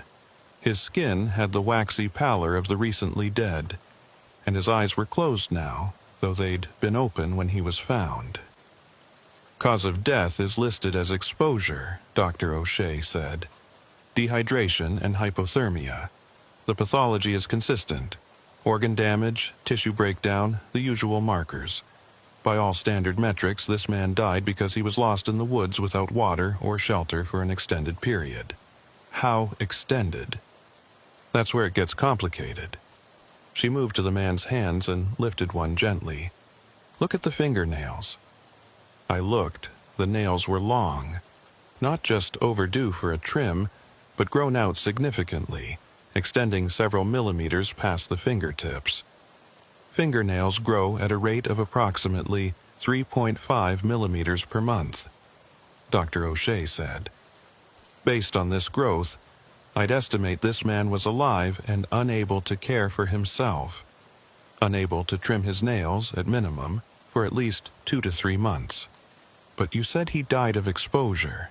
That takes days, not months. I know. She set the hand down carefully. That's interpretive challenge number 1. She moved to the torso. Challenge number 2. Lividity and rigor mortis are consistent with the position he was found in. Time of death, based on standard indicators, was approximately 72 hours before discovery. So, according to those metrics, he's been dead for 3 days. But according to the nails, he was incapacitated for months. Correct. She lifted the sheet slightly, exposing the man's abdomen. Challenge number 3. I examined his stomach contents, or rather, the lack of them. His entire digestive system is empty. Not just of food, but of bile, bacteria, the normal residue of a functioning gut. It's as if he hadn't eaten or digested anything in weeks. Weeks before he died? Or weeks total? I can't tell. That's the problem. She replaced the sheet. And then there's this. She moved to a workbench along the wall and picked up a printout. I ran a carbon-14 test on his tissue samples, just to be thorough. The results are anomalous. I took the printout. The numbers meant nothing to me. I'm not a scientist, but her expression told me enough. The carbon-14 levels in his cellular material are off, she said.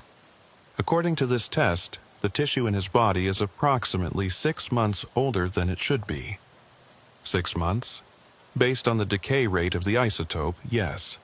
It's as if his cells experienced 6 months of time between when he was last normal and when he died. I stared at the printout. That's not possible. I know. Dr. O'Shea took the paper back. I ran it twice. Same result. She looked at me with an expression I couldn't quite read. I've been doing this for 30 years, Agent Vance. I've seen a lot of strange things. Bodies in unusual conditions, deaths that didn't make sense at first, but I've always found an explanation eventually. Science always provides one. And this time? She shook her head slowly. This time, I don't have one. The physical evidence is internally contradictory. The timelines don't match. It's as if... She paused, searching for words. It's as if different parts of him experienced time differently. I stood there, looking at the body, trying to make sense of what I was hearing. A man who'd died in 3 days but aged 6 months, whose nails grew for weeks while his stomach stayed empty, whose watch stopped at 3:47 for no apparent reason. I need to see where he was found, I said. The hike to the clearing took about 90 minutes. Kellogg led the way, following a route he'd marked on his GPS. The forest was dense, mostly ponderosa pine and Douglas fir, with an understory of manzanita and bitterbrush that grabbed at our legs as we pushed through. The ground was covered in a thick carpet of fallen needles that muffled our footsteps. The air smelled like resin and cold earth. It was the kind of forest that swallowed sound. We didn't talk much, just the crunch of our boots, the occasional snap of a branch, the distant call of a raven. The deeper we went, the more the outside world seemed to recede. No traffic noise, no airplanes overhead, nothing to remind you that civilization existed. Just trees and sky and the growing sense of isolation. After about 40 minutes, we began to descend into a shallow valley. The trees grew closer together here, their branches interlacing overhead. The light dimmed, filtering through the canopy in pale, dusty shafts.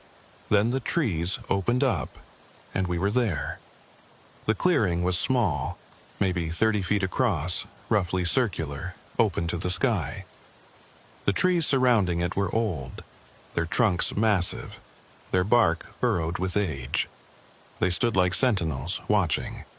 In the center of the clearing was a depression in the ground, shallow but distinct, shaped roughly like a human body.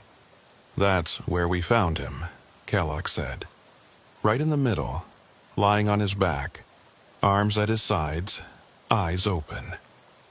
I walked the perimeter of the clearing slowly, scanning the ground for anything out of place. Footprints, broken branches, disturbed earth. But there was nothing. The pine needles were undisturbed except for the area around the depression. No trail leading in or out. No sign of a campsite, a pack, any indication of how the man had gotten here. "You canvassed the surrounding area?" I asked. "Best we could. It's a lot of ground to cover, and the terrain is rough. But we didn't find anything. No vehicle, no gear, no secondary site. It's like he just appeared here." I crouched near the depression, studying the shape. The man had lain here for days, dying slowly, getting weaker, unable to move. What had he seen? What had he heard? What had he been thinking in those final hours? And then I noticed something. My watch had stopped. I looked at my wrist. The digital display was frozen. 3:47. I tapped the face. Nothing. I pressed the buttons on the side. Nothing. The screen didn't flicker, didn't reset.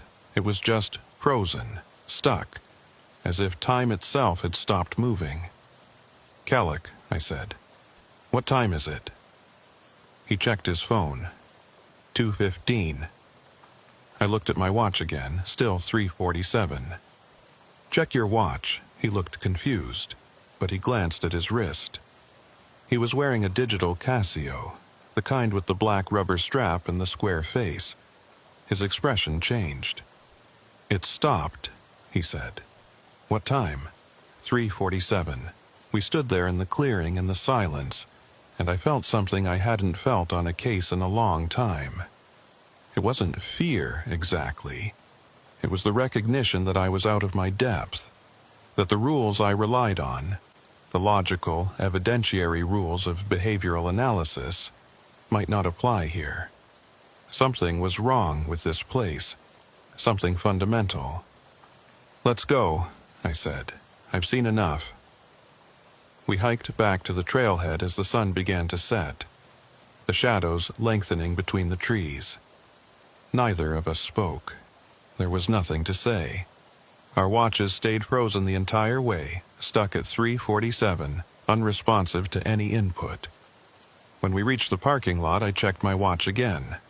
It was working. The display showed 4:52 p.m., the correct time, updating normally. I looked at Kellick. He was staring at his wrist with the same expression. "Did that just start working again?" he asked. "Yeah. Mine too." He looked at me. What the hell was that? I didn't have an answer, but I knew it meant something. 3:47. The same time the dead man's watch had stopped. That night, in my motel room in Lapine, I spread out the case files and tried to construct a profile. It's my default mode. Take the evidence, interpret the behavior, build a picture of who did what and why. Even when the case isn't a typical violent crime, the process helps me think. But this case resisted profiling. There was no clear perpetrator, no clear motive, no clear narrative.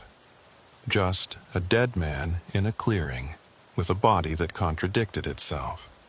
I made lists. I drew diagrams. I wrote out timelines and then crossed them out because the timelines didn't make sense.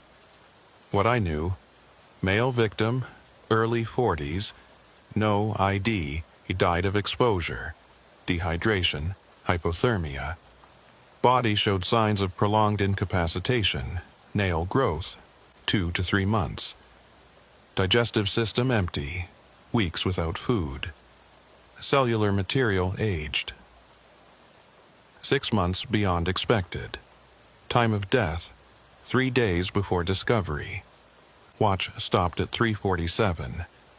Found in remote clearing with no trail access. My watch and Kellick's watch stopped at 3:47 in the clearing. What I didn't know: everything else. Around midnight, I gave up on the profile and started researching the location instead. The Whitmore Wilderness area was federal land, managed by the Forest Service, with limited public access. Few trails, no campgrounds, no facilities. It had been named after a local family, the Whitmores, who had owned the land before it was transferred to the government in the 1960s. I searched for any historical incidents in the area. Disappearances, accidents, anything unusual. The results were sparse. A few lost hikers over the decades, most of them found. A hunter who'd fallen into a ravine in 988. Nothing that suggested a pattern. Then I found something interesting. In 1987, a research team from Oregon State University had conducted a study in the Whitmore Wilderness area. The project was described as atmospheric monitoring, measuring air quality, particulate levels, that sort of thing.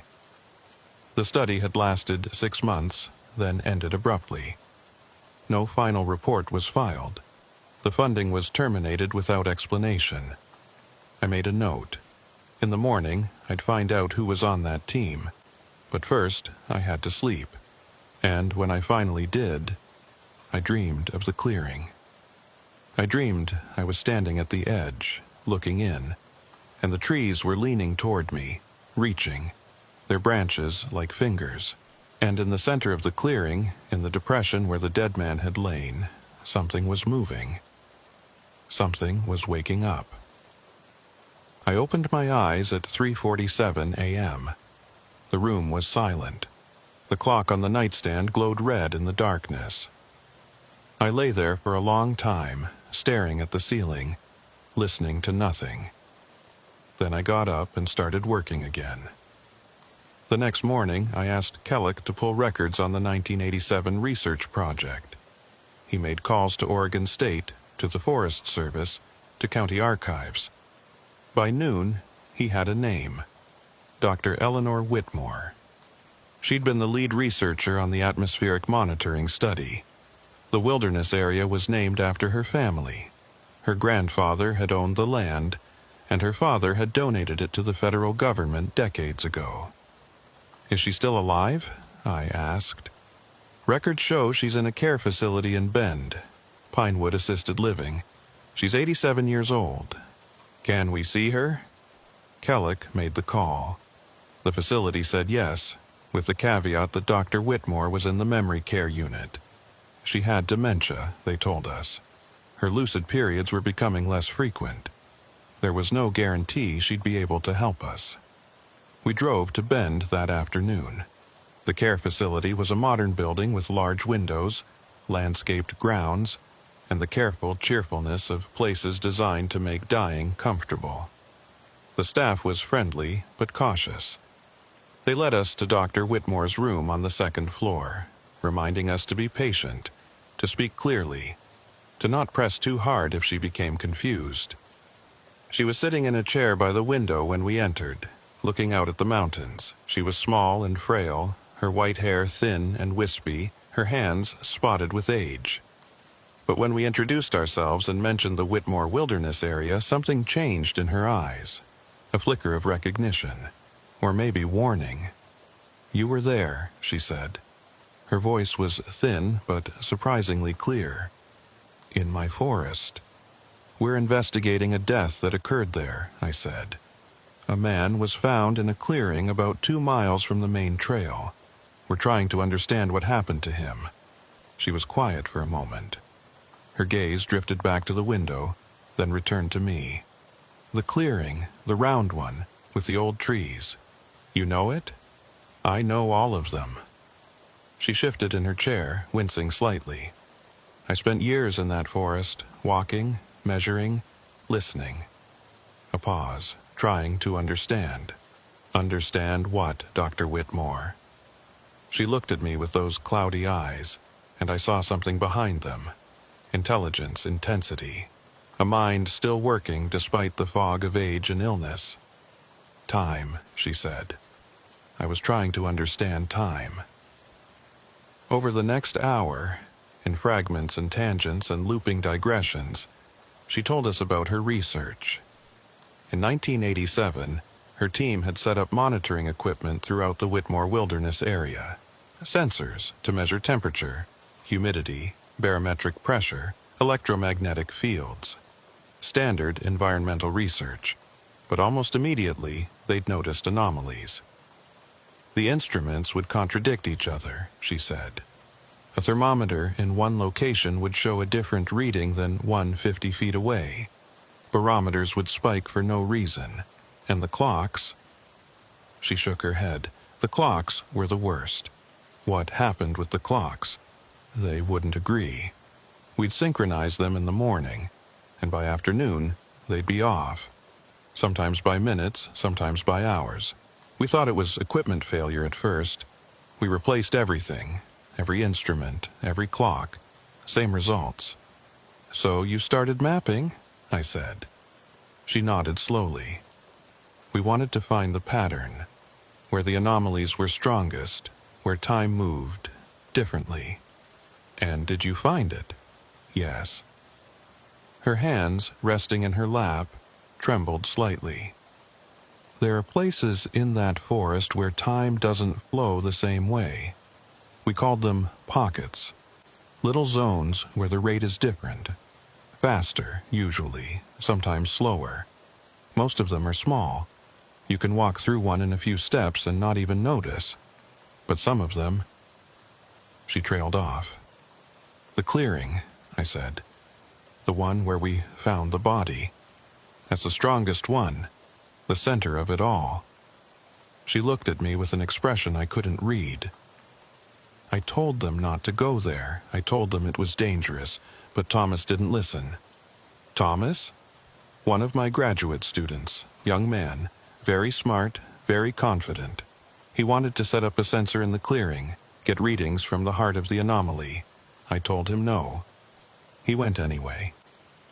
She was quiet for a moment. He was gone for an hour. Howdy he? When he came back, what happened? He'd aged. The words came out flat, matter of fact, as if she were describing the weather. Not much. A few weeks, maybe a month. His hair was longer. He had a beard he hadn't had before. He didn't remember any of it. He thought he'd been gone for an hour. I sat back in my chair. I looked at Kellick. His face was pale. "What did you do?" I asked. We ended the study, packed up the equipment, left. She folded her hands tighter. The university wanted a final report. I couldn't write one. How do you explain something like that? They'd think I was crazy. So I just stopped. And Thomas? What happened to him? He left the program, moved away. I don't know where he went. A pause. He was frightened. We all were. I processed this. A story from almost 40 years ago, told by a woman with dementia. It could be confabulation, false memory, the mind filling in gaps with invented details. But it matched what I'd seen. The body aging faster than it should. The watches stopping in the clearing. The sense, impossible to articulate, but impossible to ignore, that something was fundamentally wrong with time in that place. "Dr. Whitmore," I said carefully. "The man we found in the clearing, is it possible he got caught in one of these pockets? That he experienced months of time while only days passed outside?" She looked at me for a long moment. When she spoke, her voice was barely above a whisper. "It's not just possible, it's certain." She leaned forward slightly. "That clearing is the heart of it, the strongest pocket in the forest. If he was there, he felt every second of those months, every hour of hunger and thirst and cold, alone, unable to leave, unable to escape. Why couldn't he leave? Because time was moving too fast. Every step he took toward the edge, the forest around him had already changed. The landmarks shifted. The path he came in on didn't exist anymore. He was trapped in his own moment, watching the world move without him. I thought about that. A man walking in circles, trying to escape, while his body aged and his strength faded. Dying of exposure in 3 days that felt like 6 months. "Is there any way to close these pockets?" I asked. "To stop it from happening again?" Dr. Whitmore shook her head slowly. "I don't even know what causes them, something about that place. The geology, the magnetism, the shape of the land itself. It's been there longer than we have, longer than anyone." She looked back out the window. "It'll be there after we're gone." We thanked her and stood to leave. At the door, she called out, "Agent Vance?" I turned. "Be careful," she said. That forest knows when someone is listening, and once it knows, it doesn't let go. I didn't know what to say to that, so I just nodded and left. In the car, driving back to Lapine, Kellick was quiet for a long time. Finally, he said, "You believe her?" "I don't know what I believe. But I believe something happened to that man that standard forensics can't explain." "So, what do we do?" I thought about the clearing, the stopped watches, the feeling of wrongness. "We go back," I said, "and we figure out what we're dealing with." Back at the motel, I took a long, hot shower, trying to shake the chill that had settled into my bones. But the cold wouldn't leave. It wasn't physical, it was something else. A wrongness that had gotten inside me and wouldn't let go. I thought about calling Greaves, telling him what we'd seen. But what would I say? My watch stopped in the forest? There's something wrong with time out there? He'd think I'd lost my mind. Maybe I had. I ordered food from the diner across the street. A burger, fries, coffee. But when it arrived, I couldn't eat. I just sat at the table, staring at the plate, thinking about the clearing. About Gerald Sutton. About all the questions I couldn't answer. Who was he? How had he ended up there? Had he walked in by accident, or had something drawn him in? And the biggest question of all, why had his watch stopped at 3:47? Why had mine? Why that specific moment? There had to be a reason. There's always a reason. That's what my training told me. Human behavior follows patterns. Events have causes. Even the strangest things can be explained if you look hard enough. But what if that wasn't true? What if some things existed outside the realm of explanation? What if some patterns didn't lead anywhere? That night, I sat in my motel room and tried to construct a theory. Not a psychological profile. This wasn't a behavioral case. Not in any traditional sense. It was something else. A phenomenon, an anomaly, something that existed outside the framework I'd spent my career building. I made a new list. What I knew, time moves differently in certain locations within the Whitmore Wilderness area. These pockets can cause accelerated aging in biological organisms. Electronic devices malfunction within pockets. Specifically, they stop at 3:47. The victim was trapped in the central pocket, the clearing, and died of exposure. The phenomenon has existed for at least 40 years, possibly longer. What I didn't know, what causes the pockets? Why 3:47 specifically? Who the victim was? How he got to the clearing? Whether there are other victims? The last question troubled me most. If the clearing was a trap, a place where time moved so fast that escape was impossible, then the man we'd found might not be the first. There could be others, over decades, over centuries. I asked Kellick to pull missing person reports for the region going back as far as records existed. Anyone who'd disappeared in or near the Whitmore Wilderness area. It was a long shot. Most of those cases would have conventional explanations. But I needed to know. He came back with a list the next day. 12 names over 5 decades. Hikers, hunters, campers, a couple of drifters passing through. Most had been found eventually. Lost, injured, occasionally deceased from falls or animal attacks. Normal tragedies with normal causes. But 3 had never been found. They'd vanished without a trace. I looked at the dates. 1973, 91, 2008. Pull the files on these 3, I said. The files arrived that afternoon. They were thin, incomplete investigations that had run out of leads. But there was enough information to see a pattern. All 3 victims had been alone. All 3 had last been seen near the Whitmore Wilderness area. All 3 had disappeared in late autumn, when the days were short and the nights were cold. And in the 1991 file, a man named Gerald Sutton, age 38, last seen hiking near Paulina Lake, there was a note from the search team leader. During the search, his team had experienced unexplained equipment malfunctions in a clearing approximately 2 miles northeast of the main trail. Compasses spun erratically. Radios produced nothing but static. Watches stopped. At 3:47, I read the note 3 times.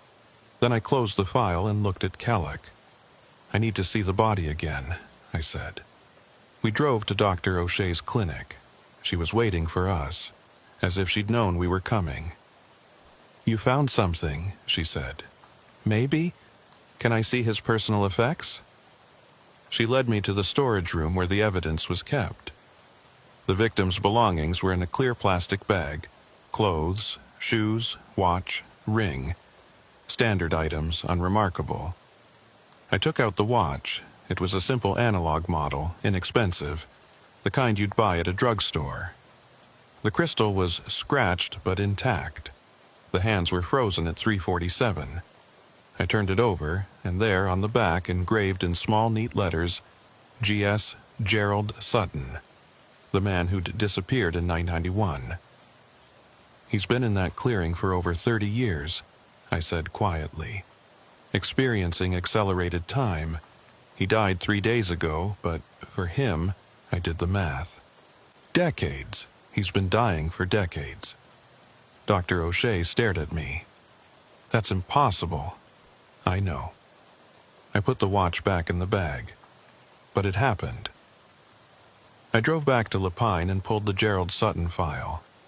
I compared the photo from 91, a smiling man with brown hair and an open face, to the body in the clinic.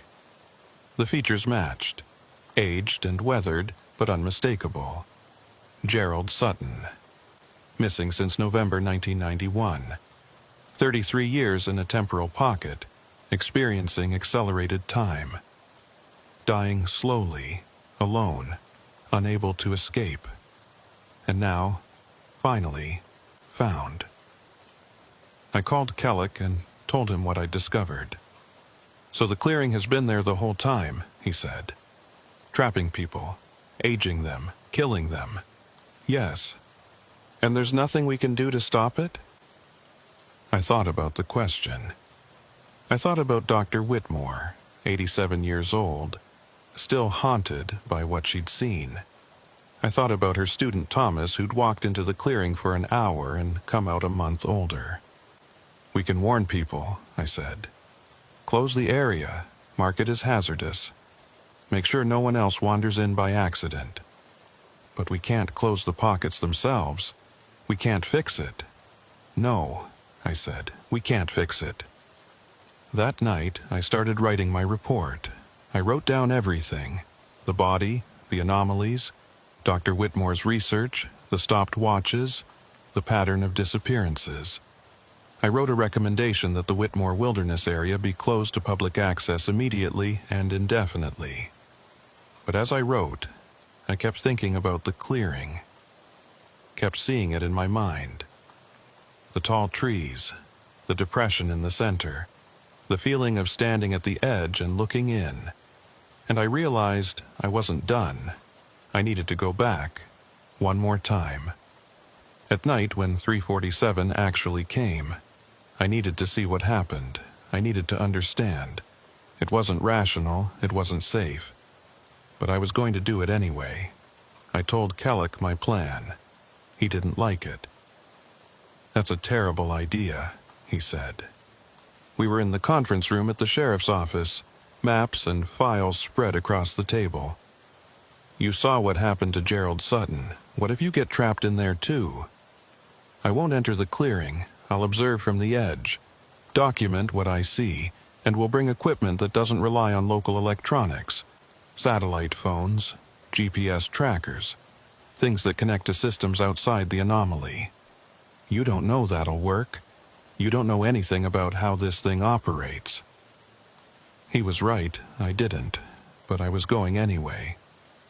I need to see it, I said. I need to understand what we're dealing with. Right now, all I have are theories and second-hand accounts. I need direct observation. Kellick was quiet for a moment. Then, I'm coming with you.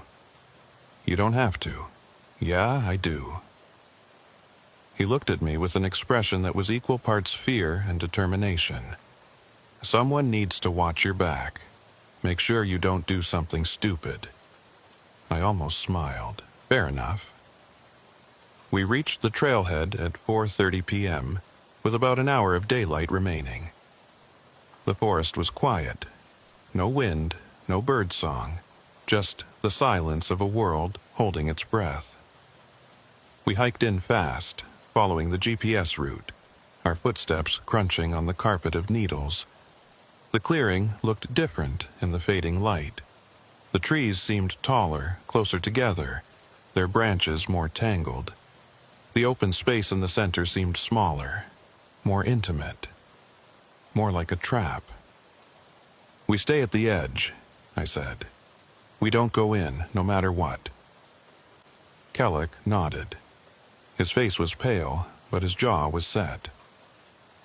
We positioned ourselves on opposite sides of the clearing about 20 feet apart, with clear sight lines to the center. The depression where Gerald Sutton had died was visible in the dim light, a shallow indent, the only mark on the otherwise pristine floor of needles. Then we waited. The sun went down. The forest darkened. Stars appeared overhead, bright and hard in the clear mountain air. The temperature dropped. I could see my breath, white clouds in the beam of my flashlight. 5:45 p.m., 6:30. Nothing happened. The clearing was still and silent. No movement, no sound, nothing. 7, 8, 9. The cold seeped in through my coat, my gloves, my boots. I shifted my weight, trying to keep my muscles from stiffening.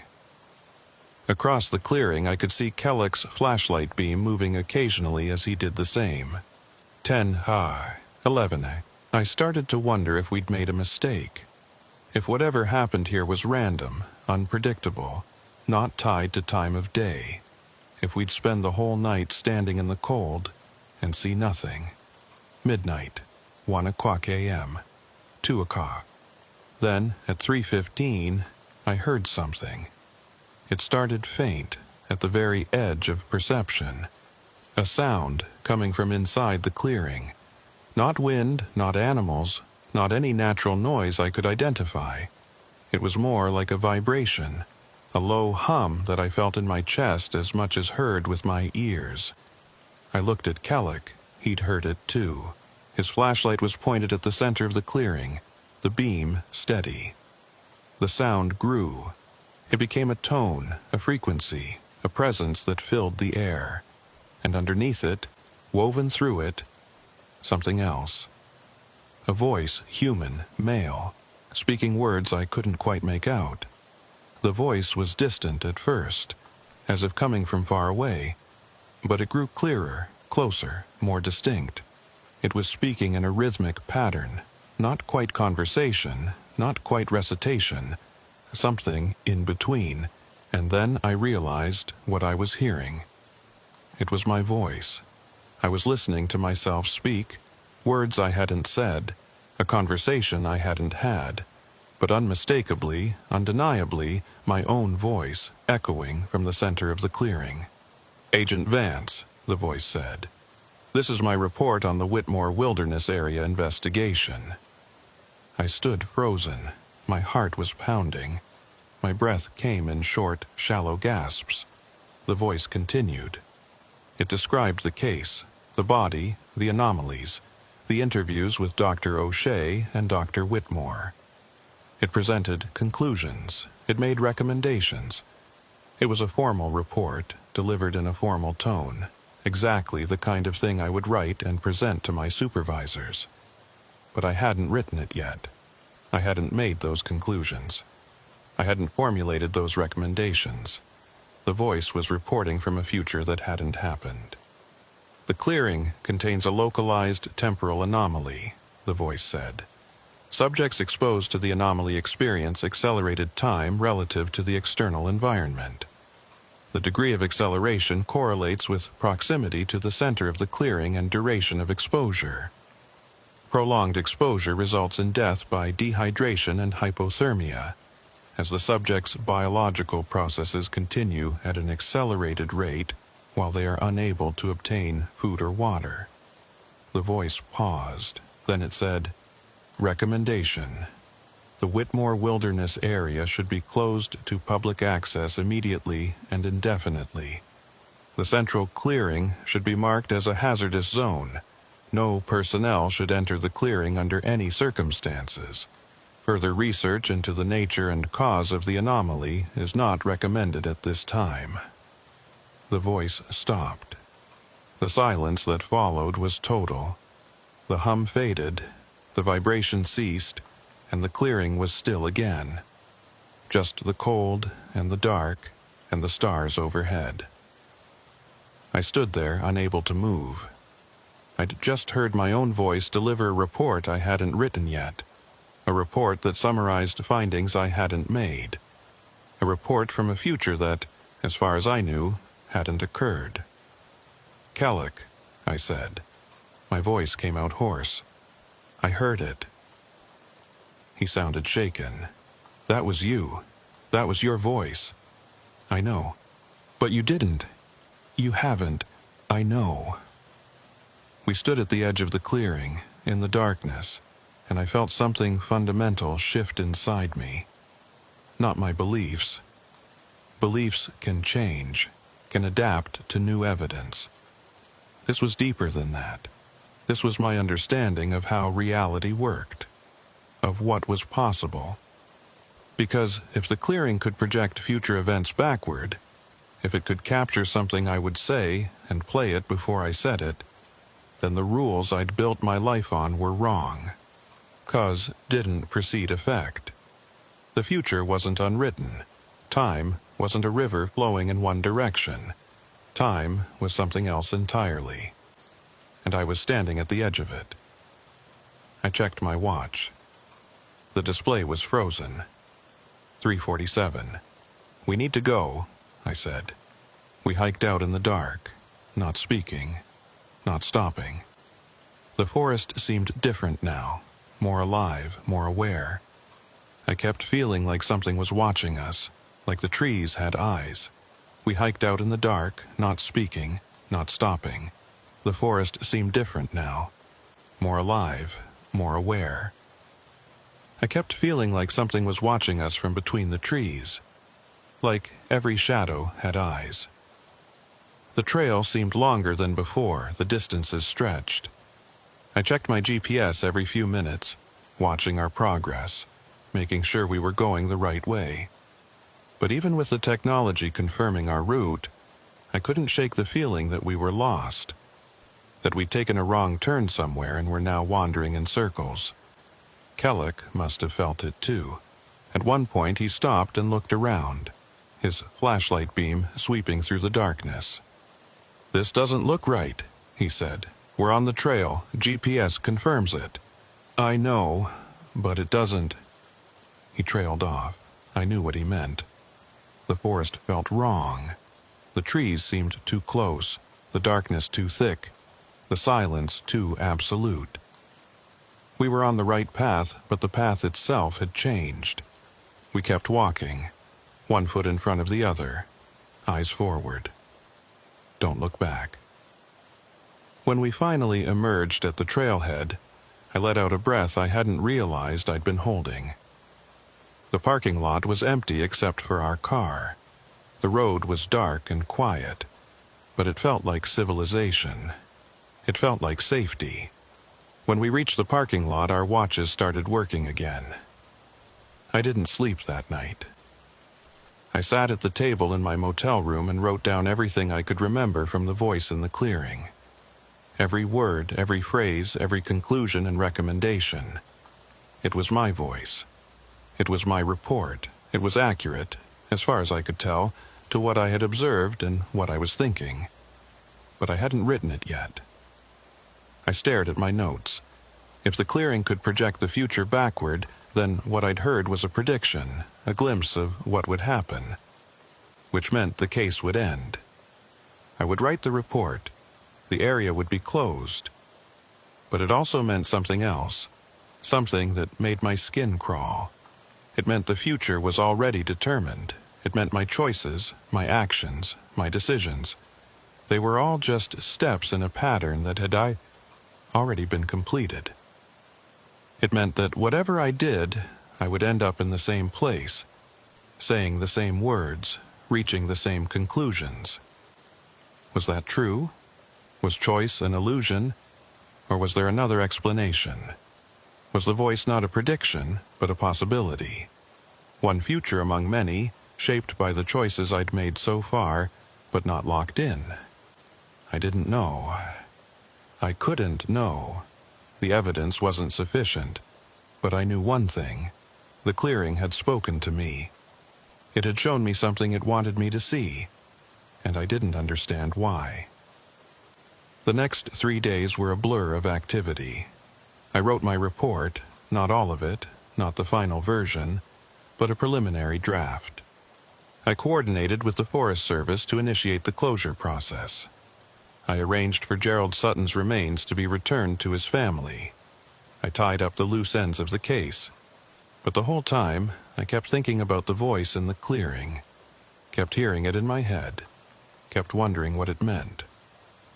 On the fourth day, Kellick came to me with a strange expression. "I went back," he said. "Back where?"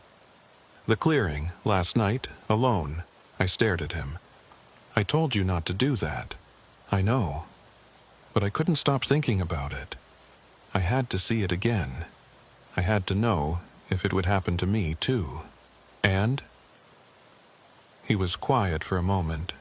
Then, I heard a voice. My voice. Saying things I haven't said yet. "What things?"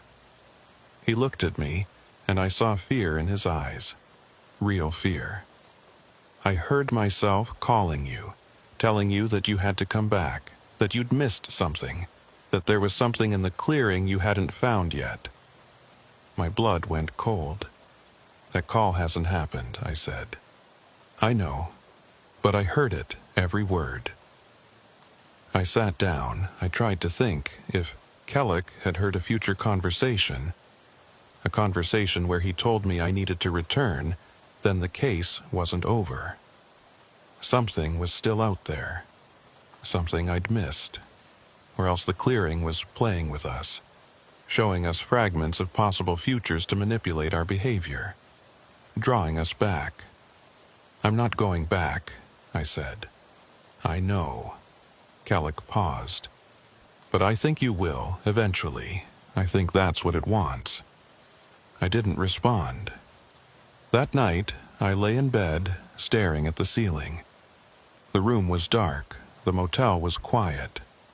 There was nothing to hear but the hum of the heater and the occasional car passing on the road outside. But underneath those sounds, at the very edge of perception, I thought I heard something else. A voice. Faint. Distant. Saying words I couldn't quite make out. I closed my eyes and tried to sleep. The voice didn't stop. I returned to Quantico a week later. The report was filed.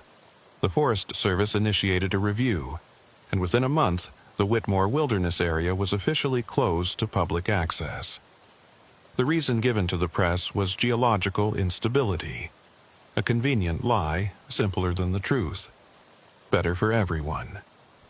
Gerald Sutton was identified and his remains were returned to his family. His sister was still alive in her 70s, living in Portland.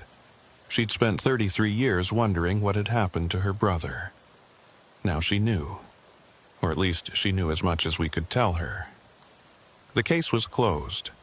I moved on to other assignments, other profiles, other patterns of violence and madness. The work continued as it always did. But I was different. Something had shifted in me that night in the clearing when I'd heard my own voice speaking from a future I hadn't reached yet. I couldn't stop thinking about it. Couldn't stop wondering what it meant. And I couldn't stop hearing things. It started small. A sense of déjà vu during meetings, as if I'd had the conversation before.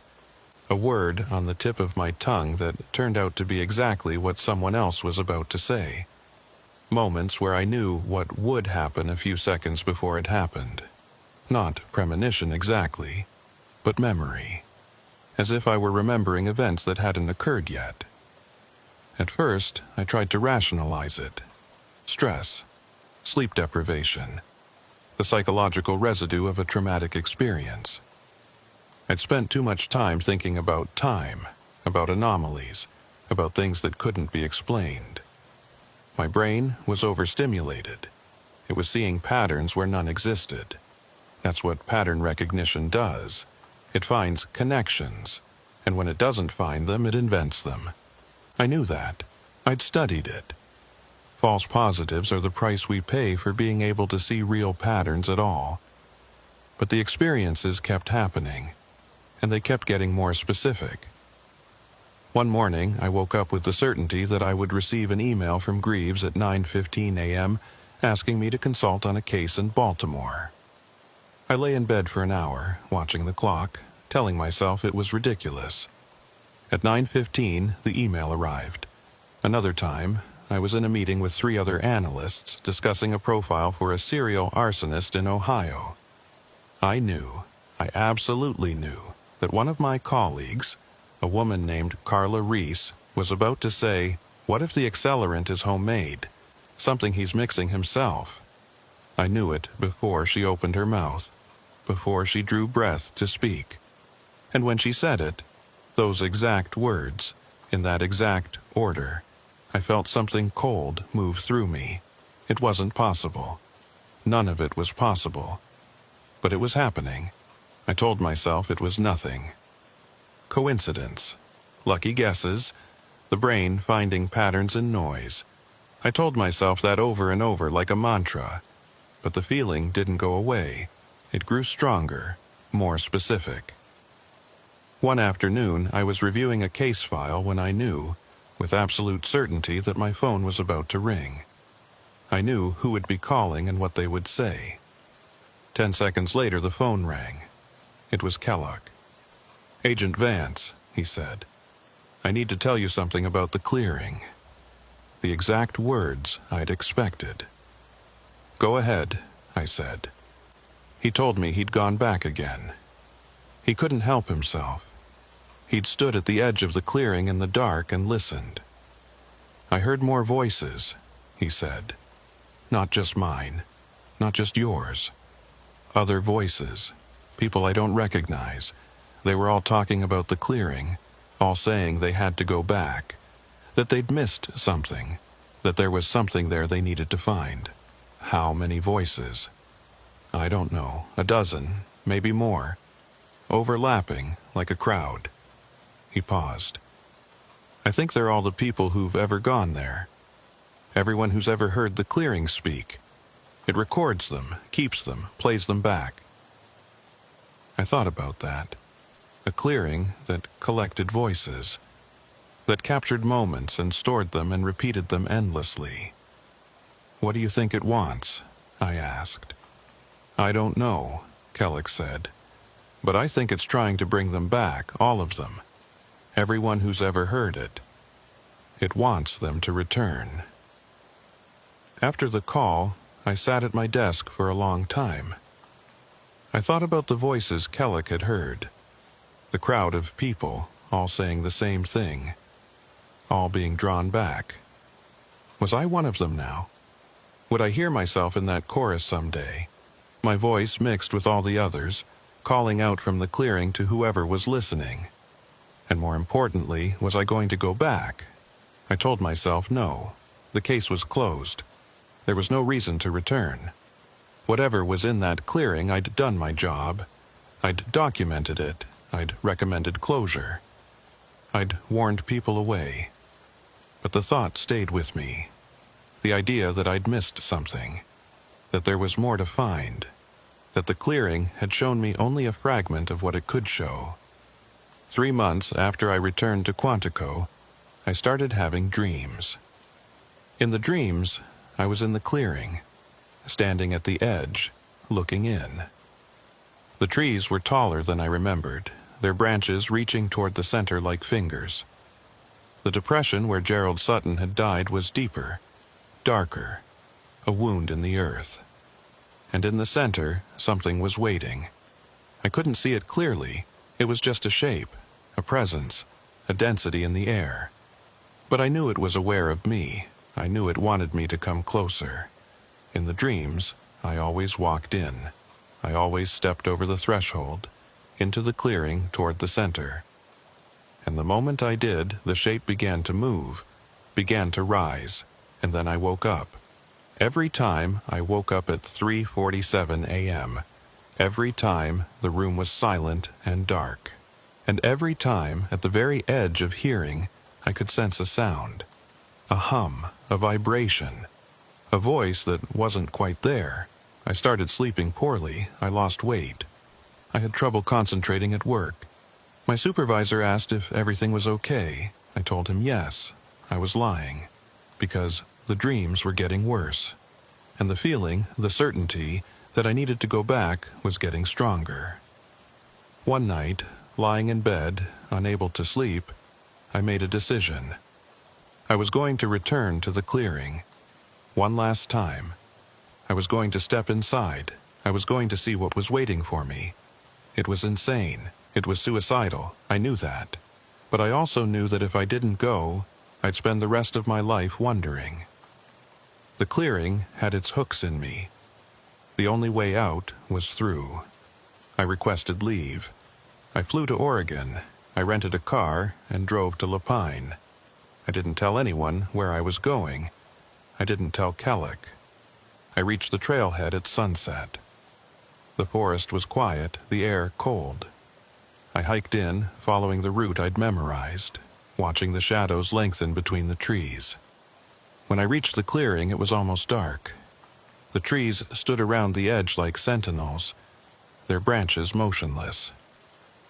The depression in the center was a black shape against the gray carpet of needles. I stood at the edge. I looked in. The sound began.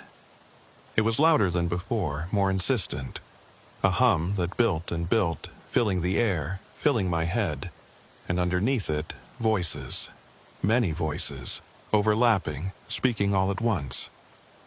I heard my own voice. I heard Kellick's voice. I heard voices I didn't recognize. Men and women, young and old, all saying the same thing. You came back. I knew you would. You have to see. You have to understand. Step in. Step in. Step in. I stood at the edge of the clearing, and I felt the pull. The weight of it, the gravity. Everything was drawing me toward the center. Every voice, every moment, every choice I'd made in my life, all of it leading here. I took a step, and then I stopped, because I remembered something. Something Kellock had said, something Dr. Whitmore had said, something the voice in the clearing had said. Once it knows you're listening, it doesn't let go. The clearing wanted me to enter. It was pulling me in, using the voices, using my own voice to draw me over the threshold. And if I went, I would be trapped. Like Gerald Sutton, like all the others. The voices were a lure, a trap, and I had almost fallen for it. I took a step back. The sound grew louder. The voices grew more urgent, more desperate. They called my name. They told me I was making a mistake.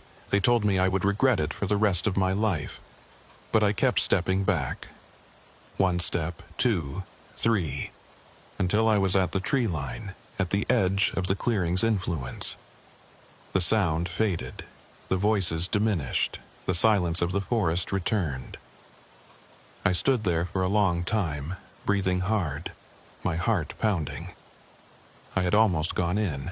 I had been 1 step away from joining the chorus, from becoming another voice calling out to whoever came next. But I hadn't. I had stopped. I turned and walked away from the clearing, back through the forest, through the dark, to the trailhead in my car. I drove to the airport and flew home. I went back to work. I filed my leave as personal time, no explanation. I didn't go back. But I still hear it.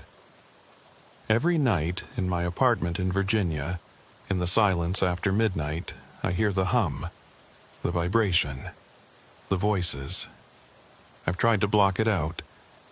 I sleep with music on, with the television, with white noise apps and sound machines, but the sound comes through. It's always there, underneath everything else, waiting. Kellick was right. The clearing records everyone who hears it. It keeps them. It plays them back. And now I'm part of that collection. My voice is in the chorus, and every night it calls to me. I've started researching, just like Dr. Whitmore did, just like I imagine Gerald Sutton did before he disappeared. I've found reports from around the world, places where time moves strangely, where voices echo from nowhere, where people are drawn back again and again. We're not alone in this. There are others. And I've started to wonder, what if we all went back? What if everyone who's heard the clearing returned at the same time? What if we all stepped in all at once and gave it what it wants? What would happen? I don't know. I'm not sure I want to know, but I think about it. Every night, lying in bed, listening to the hum, I think about it. And sometimes, more and more often, I think about going back, just to see, just to understand, just to find out what's really waiting in the center of that clearing. I haven't gone yet. I've resisted, I've stayed away. But the voice keeps calling. My own voice and all the others, whispering, insisting, promising. You'll come back. You always come back. Everyone comes back. I don't know if that's true. I don't know if choice is real, or if everything I do is just a step in a pattern that's already complete. But I know this. The clearing is waiting. It's been waiting for a long time, and it's patient. It can wait a little longer. So can I. For now. But every night when I close my eyes, I'm back at the edge, looking in, listening to the voices, deciding. And every night the pull gets a little stronger. Some places exist outside of time. Some moments refuse to end, and some choices, once made, echo forever. In the silence, in the trees, in the space between seconds where something waits and watches and calls. I made my choice. I walked away. But the clearing remembers. The clearing recorded me.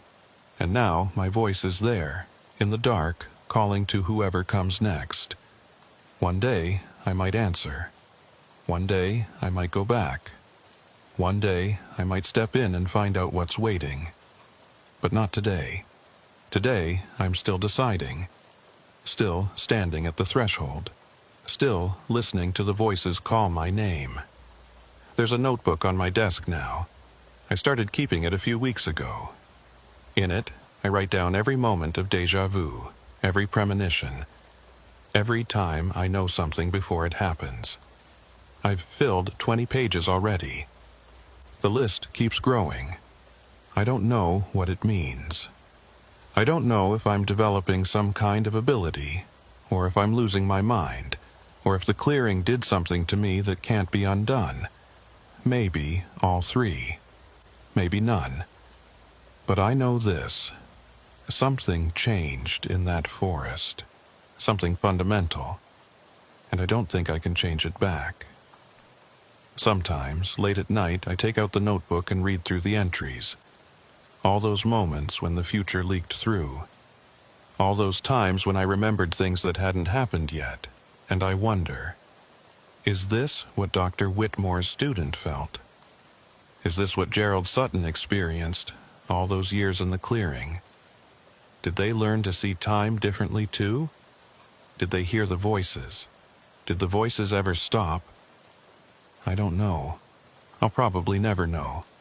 But I know that the clearing is still out there, still waiting, still recording. And I know that someday, maybe soon, maybe years from now, I'm going to go back. Because that's what it wants, and maybe, in the end, that's what I want too. Maybe I've always wanted it. Maybe I was meant to find that clearing all along. That's enough, for now.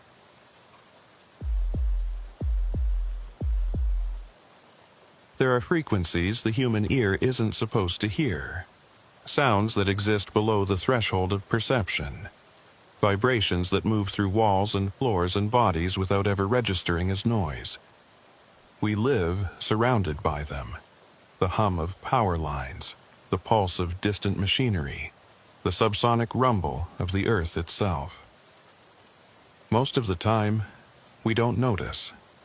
Our brains filter them out, classify them as irrelevant, let them pass without comment. But sometimes the filter breaks. Sometimes we hear things we shouldn't, and once you start hearing them, you can't stop. My name is Corbin Wraith. I'm a special agent with the FBI, currently assigned to the Dallas field office. I've been with the Bureau for 11 years, working primarily domestic terrorism and hate crimes. It's grim work, pipe bombs in mailboxes, swastikas painted on synagogues, manifestos full of rage and broken grammar. The worst of American anger, concentrated and weaponized. You see enough of it, you start to think you understand how darkness works, how it spreads, how it infects. Then I caught the Dunmore case, and I realized I didn't understand anything. The call came in late March on one of those Texas afternoons when the sky is white with heat and the air feels like it's pressing down on you. I was at my desk in the field office reviewing surveillance reports on a militia group operating out of Waco. My supervisor, a career agent named Vaughn Castellano, appeared in my doorway with a folder in his hand and an expression I'd learned to recognize. It meant something complicated had landed on his desk, and he was about to make it my problem. "Wraith, you busy?" "Always. What have you got?" He dropped the folder on my desk. "Missing persons case out of Dunmore, small town, maybe 500 people, way out in West Texas. 3 residents have disappeared in the last 6 weeks. No bodies, no ransom demands, no evidence of foul play. Local sheriff is out of his depth. He requested federal assistance." I opened the folder. Inside were 3 missing persons reports, each with a photo and a brief summary. A woman in her 60s, a man in his 30s, a teenage girl. No apparent connection between them. Different ages, different backgrounds, different parts of town. The only thing they had in common was that they'd vanished. "Why us?" I asked. "This sounds like a state police matter." It was, until the sheriff mentioned something that caught the attention of our SAC. Castellano leaned against the doorframe. All 3 of them were complaining about the same thing before they disappeared. They were hearing sounds no one else could hear. I looked up at him. "Auditory hallucinations are a symptom of about a dozen different conditions," I said. "Schizophrenia, brain tumors, drug use, I know. But the sheriff says they were all mentally healthy. No history of illness, no medications, no substance abuse. And they all described the same sound, a tone, a frequency. Something they heard at night when everything else was quiet. The same sound? That's a hell of a coincidence." That's what the SAC thought. He wants you to check it out. Castellano straightened up. "Take Mira Okonkwo with you. She's got a background in acoustic analysis. Did her graduate work on infrasound before she joined the Bureau. If there's something in the air out there, she'll find it." I'd worked with Mira before. She was sharp, methodical, not easily rattled. If this case turned out to be something real, something beyond a shared delusion or a contaminated water supply, I'd want her expertise. I packed a bag and met Mira at the airport. She was already there when I arrived, sitting in the terminal with a laptop open on her knees, scrolling through something I couldn't see. "Wraith," she said without looking up, "you read the file?" "On the way over. What do you think?" "I think 3 people in a town of 500 all hearing the same unexplained sound is statistically improbable." She closed the laptop. "I also think there's probably a mundane explanation. Industrial equipment, geological activity, something environmental. People underestimate how far sound can travel, especially at low frequencies. But," she looked at me, "but I've seen cases where the mundane explanation didn't fit, where the sound was real, but the source was never found. It happens more often than you'd think." We flew into Midland and rented an SUV for the drive to Dunmore. It took almost 3 hours, most of it on 2-lane roads that cut through flat, empty ranch land. The landscape was brown and beige and endless, dotted with mesquite trees and the occasional pump jack nodding slowly in the heat. The sky was enormous, a pale blue dome that seemed to press down on everything beneath it. Dunmore appeared on the horizon as a cluster of low buildings, a water tower, a church steeple. As we got closer, I could see the main street, a hardware store, a grocery, a diner, a gas station, the kind of town that existed to serve the ranches around it and not much else.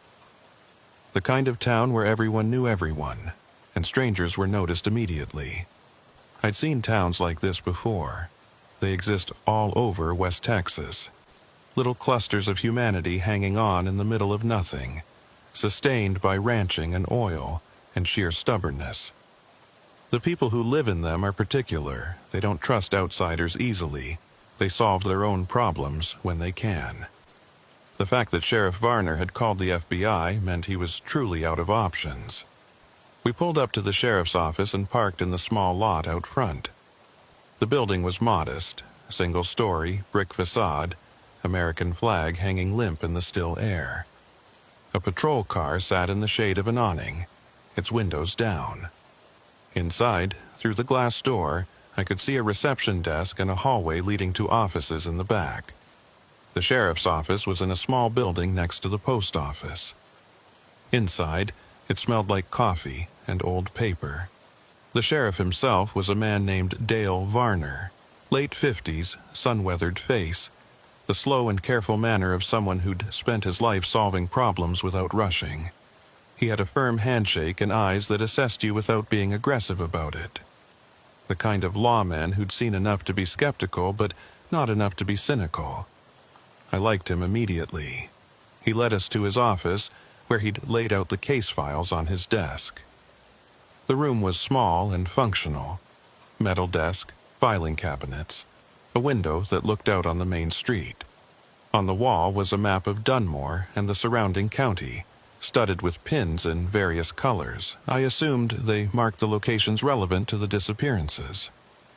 "Appreciate you coming," he said, gesturing for us to sit. "I'll be honest, I don't know what we're dealing with here. In 30 years, I've never seen anything like it." "Tell us about the disappearances," I said. "Start from the beginning." He did. The first to vanish was Eleanor Marsh, age 63, a retired schoolteacher who lived alone on the edge of town. She'd been seen at the grocery store on a Tuesday afternoon, buying milk and bread. By Thursday, her neighbor noticed her mail was piling up. When the neighbor went to check, the house was empty. No sign of Eleanor, no note, no indication of where she'd gone.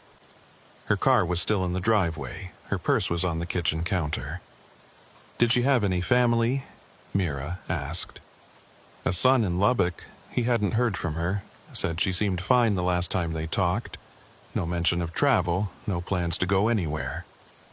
"And she was hearing sounds?" Varner nodded. Her neighbor mentioned it. Said Eleanor had been complaining for about 2 weeks before she disappeared. A humming noise, she called it. Something she heard at night when she was trying to sleep. The neighbor thought it might be tinnitus, told her to see a doctor. Eleanor said it wasn't in her ears, it was in the walls. The second disappearance was Kyle Rennert, age 34, a ranch hand who worked at one of the properties outside town. He'd been reliable for years, never missed a shift, never caused problems. Then, 3 weeks after Eleanor Marsh vanished, he didn't show up for work. His boss drove out to his trailer and found it empty. Kyle's truck was there, his phone was on the table, but Kyle was gone. "Same thing with the sounds?" I asked. "Same thing. His boss said Kyle had mentioned it a few times. Said he kept hearing a tone in his trailer at night. Thought it was electrical interference. Maybe something wrong with the wiring. He'd gone around unplugging things, turning off breakers, but he still heard it. Said it was driving him crazy." The third was the one that worried Varner most. Iris Calloway, age 16, a junior at the regional high school. She'd gone to bed on a Friday night and was gone by Saturday morning. Her window was open, but there was no sign of forced entry. Her parents were devastated, and certain that their daughter hadn't run away. "She was a good kid," Varner said. "Straight A's on the volleyball team, never in any trouble. Her parents said she'd been having trouble sleeping for about a week before she disappeared, complaining about a sound in her room. A frequency, she called it. like something was broadcasting.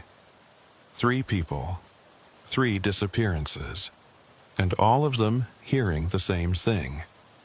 "Did you investigate the sound?" I asked. "Check for sources?" "Best I could. I'm not an expert." I walked through Eleanor's house, Kyle's trailer, the Calloway place. Didn't hear anything unusual. Didn't find any equipment, any devices, anything that could be generating a signal. But I'm just one man with one pair of ears. If there's something out there operating on a frequency I can't perceive. He spread his hands. That was why we were here. Mira and I spent the rest of the afternoon setting up. We'd brought equipment, spectrum analyzers, microphones sensitive to infrasound, recording devices that could capture frequencies below the range of human hearing. If there was a sound in Dunmore, we'd find it. We started at Eleanor Marsh's house. It was a small, tidy place, single-story, white siding, a porch with 2 rocking chairs. Inside, everything was neat and still. The furniture was old but well-maintained. Family photos on the walls, a bookshelf full of paperbacks. The life of a woman who'd lived alone and liked it that way. Mira set up the equipment while I walked through the rooms, looking for anything out of place. The kitchen was clean, the bedroom was made. There was a half-finished crossword puzzle on the coffee table, a pen resting in the fold. Nothing to suggest Eleanor had been planning to leave. Nothing to suggest she'd been taken against her will. "I'm getting some low-frequency activity," Mira said from the living room. "Background noise mostly. Traffic, wind, the usual. But there's something else." I walked over. She was looking at her laptop screen, where a spectrogram displayed the frequency analysis in real time. "There," she said, pointing. "See that spike? Around 18 hertz. It's faint, but it's consistent. And it's not coming from any obvious source." 18 hertz. Just below the threshold of human hearing. The kind of frequency that could cause unease, anxiety, even hallucinations if it was strong enough. "Can you locate it?" "Not yet, but I can try." We spent the next 2 hours moving through the house with a directional microphone, trying to triangulate the source. The signal was elusive. It seemed to come from everywhere and nowhere. Stronger in some rooms than others, but never pinpointing to a specific location. By the time the sun went down, we still hadn't found it. "Let's try the trailer tomorrow," Mira said, "and the Calloway house. If the signal is present in all 3 locations, we can map it, find the overlap." I agreed. But as we packed up the equipment, I felt something I hadn't expected. A sound, not with my ears, it was too low for that, but I felt it in my chest, in my skull, a pressure that hadn't been there before. A vibration, a tone. "Do you feel that?" I asked.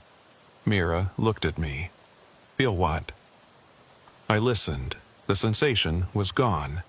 "Nothing," I said, "just tired." But it wasn't nothing, and I knew, even then, that I'd felt the same thing Eleanor Marsh had felt. The same thing Kyle Rennert had felt. The same thing Iris Calloway had felt. The signal was real, and it had noticed me.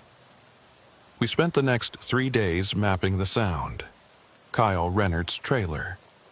The Calloway house. Other locations around town.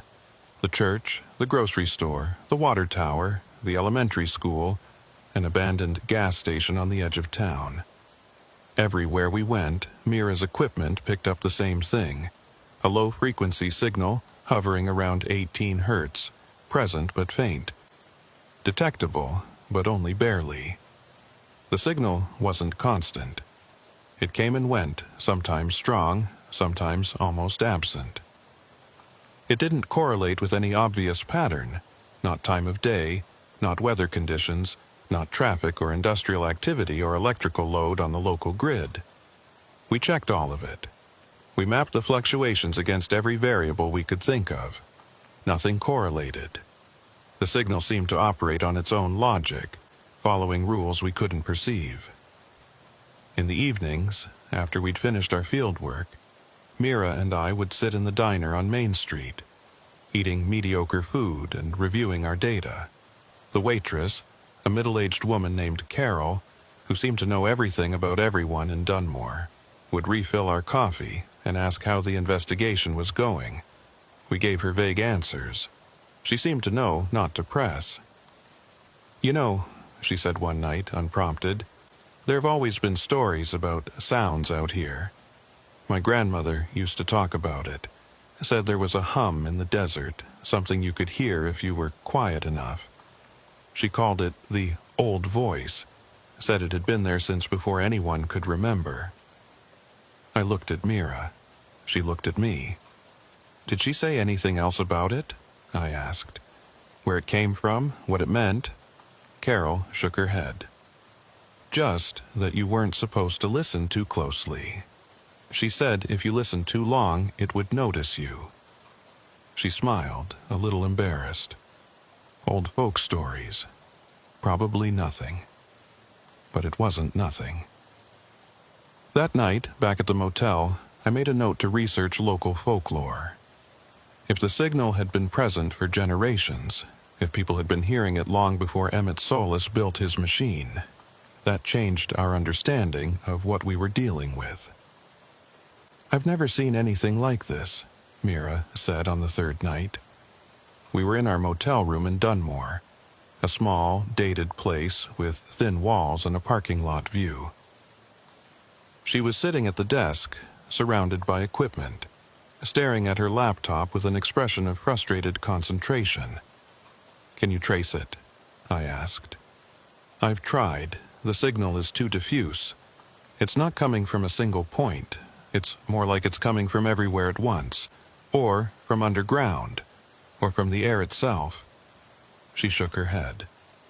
"I don't know how to explain it. Sound doesn't work this way. What if it's not sound? What if it's something else, electromagnetic, seismic, something we're misidentifying? I've checked for that. The equipment would pick it up. This is acoustic. It's a pressure wave, moving through air. It's sound. It just doesn't behave like any sound I've ever studied." I walked to the window and looked out at the parking lot. The night was dark and still. No moon, no streetlights, just the faint glow of the motel sign and the stars overhead. Dunmore felt like a place at the edge of the world. A place where the normal rules might not apply. "The people who heard it," I said. "They disappeared. Why? I don't know. Did they go toward it? Were they trying to find the source? Maybe. Or maybe the sound did something to them. Infrasound can cause psychological effects, anxiety, disorientation, even hallucinations. If the signal was strong enough, and they were exposed long enough, they could have wandered off, gotten lost. It's possible. But it didn't feel right. Eleanor Marsh was a retired school teacher who'd lived in Dunmore her whole life. She knew the area. She wouldn't have just wandered into the desert and disappeared. Neither would a ranch hand like Kyle Rennert, who'd spent years working outdoors in this terrain. And Iris Calloway was a teenager who vanished from her own bedroom. She hadn't wandered anywhere. Something else was happening. Something the sound was a part of. The next morning, I went to see Sheriff Varner. I wanted to know more about the town's history, whether anything like this had happened before, whether there were any local legends or rumors that might be relevant.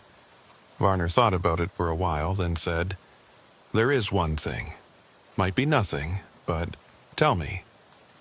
Back in the 70s, there was a man who lived outside town. Name was Emmett Solis. He was some kind of engineer, worked on radio equipment, communication systems, that sort of thing. Had a workshop on his property where he did his research. What kind of research? Nobody knew exactly. He kept to himself. But people said he was trying to build something. A transmitter, something that could send signals over long distances without using traditional radio waves. Varner shrugged. Most folks thought he was a crackpot. But then, in '79, he disappeared, just like the others. Gone without a trace. Did anyone investigate? Sure. County sheriff at the time went out to Solis's property, looked around. Found his workshop empty. Equipment still there, notes still on the desk, but no sign of Emmett. They searched for weeks. Never found him. What happened to the property? It's still there. Nobody's touched it since. It's on county land now. Ownership reverted after Emmett was declared dead. Every few years, someone talks about tearing it down, but nothing ever comes of it. I want to see it. Varner looked at me for a long moment. I figured you would.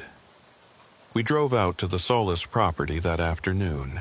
Me, Mira, and Varner. It was about 10 miles outside town, down a dirt road that cut through empty rangeland. The landscape out here was even more desolate than around Dunmore. Just scrub brush and red earth and the occasional skeletal tree baking in the sun. We saw no other vehicles, no other people. Nothing to suggest that anyone had come this way in years. The workshop appeared around a bend in the road. A low, corrugated metal building. Rusted, the color of old blood. Surrounded by the remains of what had once been a fence. The wooden posts were still standing, but the wire between them had long since collapsed or been taken. Next to the workshop was a small house, single story, with a caved-in porch and windows black with grime. The place looked like it had been abandoned decades ago, which of course it had. We parked in front of the workshop and got out. The silence was immense. No wind, no birds, no insects. Just the three of us and the two buildings and the empty desert stretching away in every direction. Nobody's been inside in years, Varner said as we approached.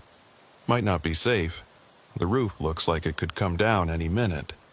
We'll be careful. The door to the workshop was locked, but the lock was old and corroded. A few strikes with a rock and it gave way.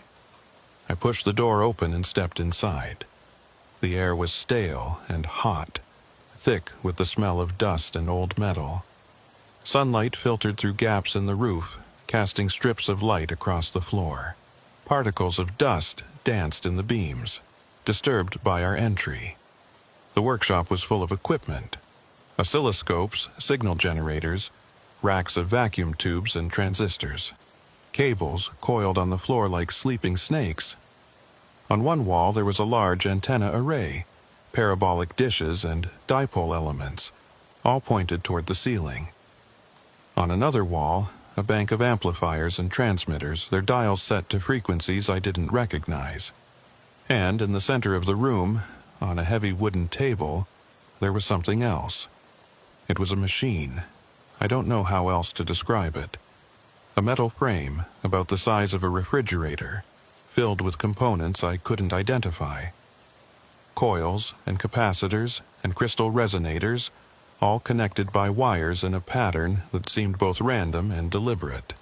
At the top was a speaker cone, large, maybe 18 inches across, pointed straight up at the ceiling.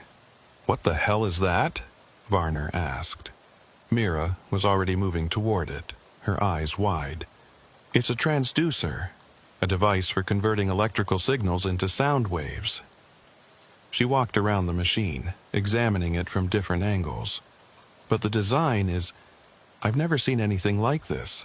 The frequency range would be enormous, and the power requirements." She pointed at the cables running from the machine to a bank of heavy-duty batteries against the wall. This thing was meant to generate serious output. "Infrasound?" I asked. "Possibly, probably. Look at the size of that speaker cone. It's designed for low-frequency reproduction. Very low." She crouched down to look at the base of the machine. "There are settings here. Dials, switches. I think you could tune it to specific frequencies. Like 18 hertz. She looked at me. Exactly like 18 hertz. I felt something cold move through me. Emmett Solis built a machine that generates the same signal we've been detecting all over town. He disappeared in 1979, and now, 45 years later, 3 more people have disappeared after hearing the same sound. That's the implication. Is the machine still working? Could it still be broadcasting? Mira examined the batteries. These are dead, have been for decades. There's no power here. She stood up and looked around the workshop. But the signal's still out there. We've measured it.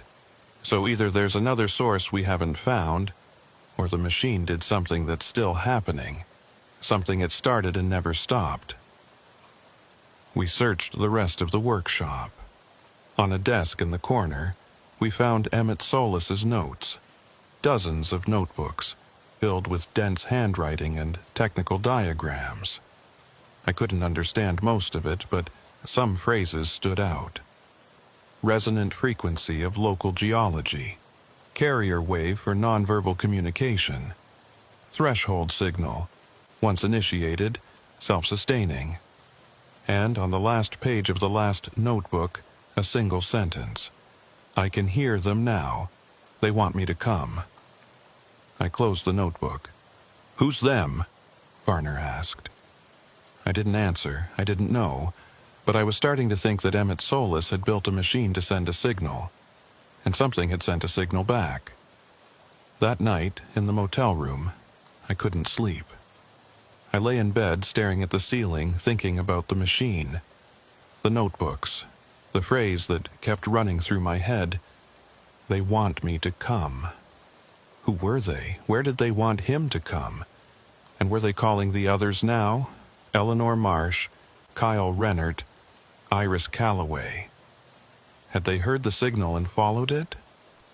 Were they still following it, somewhere out in the darkness? Around 2 in the morning, I heard it. The tone, the frequency. The same pressure I'd felt in Eleanor Marsh's house, but stronger now, closer. I sat up in bed. The room was dark and quiet. The air conditioning hummed. Outside, nothing moved, but the sound was there. I felt it in my chest, in my teeth, in the bones of my skull. A vibration, a presence, a voice without words. It was coming from outside, from the desert, from somewhere out in the darkness beyond the motel, beyond the town, beyond anything I could see. I got out of bed. I walked to the window. The parking lot was empty. The road was dark. But past the road, past the last buildings of Dunmore, the desert stretched away into nothing. And somewhere out there, the sound was waiting. I wanted to go to it. The urge was sudden and overwhelming. I wanted to walk out of the motel, get in my car, drive toward the sound. I wanted to find the source. I wanted to see what was calling. I stood at the window for a long time, feeling the pull. It was like a hook in my chest, drawing me forward. Then I closed my eyes. I breathed. I stepped back. The sound faded. The pull diminished. I was still in my room, still in control. But I understood now. I understood what had happened to Eleanor Marsh, to Kyle Rennert, to Iris Calloway. They'd heard the call, and they'd answered it. The next morning, I told Mira what I'd experienced. She listened without interrupting, her expression serious. You felt a compulsion, she said, an urge to move toward the sound. Yes, it was strong, almost irresistible. But you resisted. Barely. She was quiet for a moment. Infrasound can affect mood and behavior. There's documented research. It can cause feelings of unease, anxiety, even awe. Some studies suggest it might be responsible for reports of haunted houses, religious experiences, encounters with the supernatural. The body responds to frequencies it can't consciously perceive. This wasn't just a mood effect, it was a directive. It was telling me to come. I know. She looked at me with concern. Corbin, maybe you shouldn't stay in the field on this one. If the signal is affecting you, it's affecting everyone. Everyone who can hear it. That's the whole point. I stood up and walked to the window. Emmett Solis heard it and disappeared. The 3 missing persons heard it and disappeared. If we don't figure out what's happening, more people will hear it. More people will vanish. Then we need to find the source. We've tried. Your equipment can detect the signal, but it can't trace it. Then we need another approach. She thought for a moment. The machine. Solis's transmitter. What if we can use it to locate the source? If it was designed to send a signal on the same frequency, maybe we can reverse engineer it. Use it as a directional receiver instead of a transmitter. It was a good idea. Better than anything I had. We went back to the workshop that afternoon. Mira spent hours examining the machine, tracing its circuits, figuring out how it worked. I helped where I could, but mostly I watched. She was in her element, focused, precise, completely absorbed in the technical puzzle. By evening, she had it figured out. The machine sends a signal on a specific frequency, she said, but it's also designed to receive on that same frequency.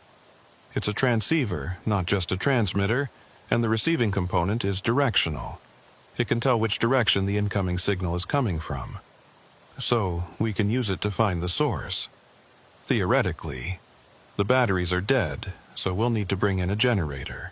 And I don't know what kind of shape the components are in after 45 years, but if it works, we can find out where the signal is coming from. Yes. We drove back to town and rented a generator from the hardware store. The owner, a taciturn man named Hector, looked at us like we were crazy when we told him what we needed it for. But he took our money and helped us load it into the SUV. That night, we set up at the workshop. Mira connected the generator to the machine and powered it up. The old components hummed and crackled, reluctant to wake after so long. But slowly, the dials began to move. The meters began to register. The machine came alive. Mira adjusted the frequency to 18 hertz. Then, she activated the receiving function. The needle on the directional indicator swung immediately. It pointed northeast, toward the desert, away from town. Got it, Mira said. The signal is coming from that direction. Distance, I can't tell exactly, but it's out there. Can we follow it? We can try. If I monitor the signal strength as we move, I should be able to triangulate the source. We loaded the equipment into the SUV and drove northeast on the only road that went that direction. A 2-lane highway that cut through empty ranch land. The night was dark and moonless. The headlights carved a tunnel through the blackness, and beyond their reach, there was nothing. Just the void. Mira watched the instruments while I drove. The signal strength increased as we moved. Slowly at first, then more rapidly. We were getting closer. After about 20 miles, she said, "Stop here." I pulled over to the side of the road. We were in the middle of nowhere. No buildings, no lights, no indication that anyone had ever been here. "The signal is strongest here," Mira said. "It's coming from that way." She pointed into the darkness, off the road, into the open desert. How far?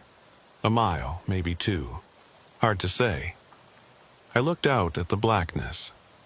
There was nothing to see, just flat ground and scrub brush and the faint silhouette of the distant mountains. But somewhere out there something was broadcasting. Something was calling. "We should wait until morning," Mira said. "Come back with proper gear. Maybe bring the sheriff." She was right. It was the sensible thing to do. But I didn't want to wait. The pull was there again, the hook in my chest, the urge to move toward the sound. It was stronger now, almost painful. I could feel the signal like a physical force, drawing me forward. "I'm going to take a look," I said. "Corbin, just a quick look. Stay here with the equipment. If I'm not back in 30 minutes, call Varner." She didn't like it. I could see it in her face. The tightening of her jaw, the furrow between her eyebrows. But she didn't argue. Maybe she understood that I needed to do this. Or maybe she knew that arguing wouldn't change my mind. 30 minutes, she said. Not a second more. 30 minutes. I got out of the SUV and stood in the darkness for a moment, letting my eyes adjust. The night was immense out here. The sky was a dome of stars, more than I'd ever seen anywhere else, and below it was nothing. Just the flat black expanse of the desert, stretching away in all directions. I felt small, insignificant, like a mote of dust floating in an ocean. I turned on my flashlight and walked into the desert. The ground was hard and uneven, covered in rocks and dry grass that crunched under my boots. I moved carefully, scanning the terrain ahead, watching for holes or drop-offs. The darkness was absolute. No ambient light, no reference points. Nothing but the beam of my flashlight and the sound pulling me onward. I could feel the signal getting stronger as I walked. The vibration in my chest intensified. The tone became more distinct, more present, like a voice speaking from just behind me. It wasn't just sound anymore. It was a presence, an awareness, something that knew I was coming and was waiting for me to arrive. I thought about turning back. I thought about the sensible thing, returning to the SUV, calling for backup, approaching this with proper resources and planning. That's what training dictated. That's what experience recommended. But the pull was too strong, and some part of me, some irrational primal part, needed to see what was out there, needed to understand. After about 15 minutes, I saw something ahead, a shape in the darkness, low and angular. As I got closer, I could make it out. It was a hole, a depression in the ground, roughly circular, maybe 20 feet across. The sides were steep, almost vertical, descending into blackness. My flashlight couldn't reach the bottom. I stood at the edge and looked down. The sound was coming from inside.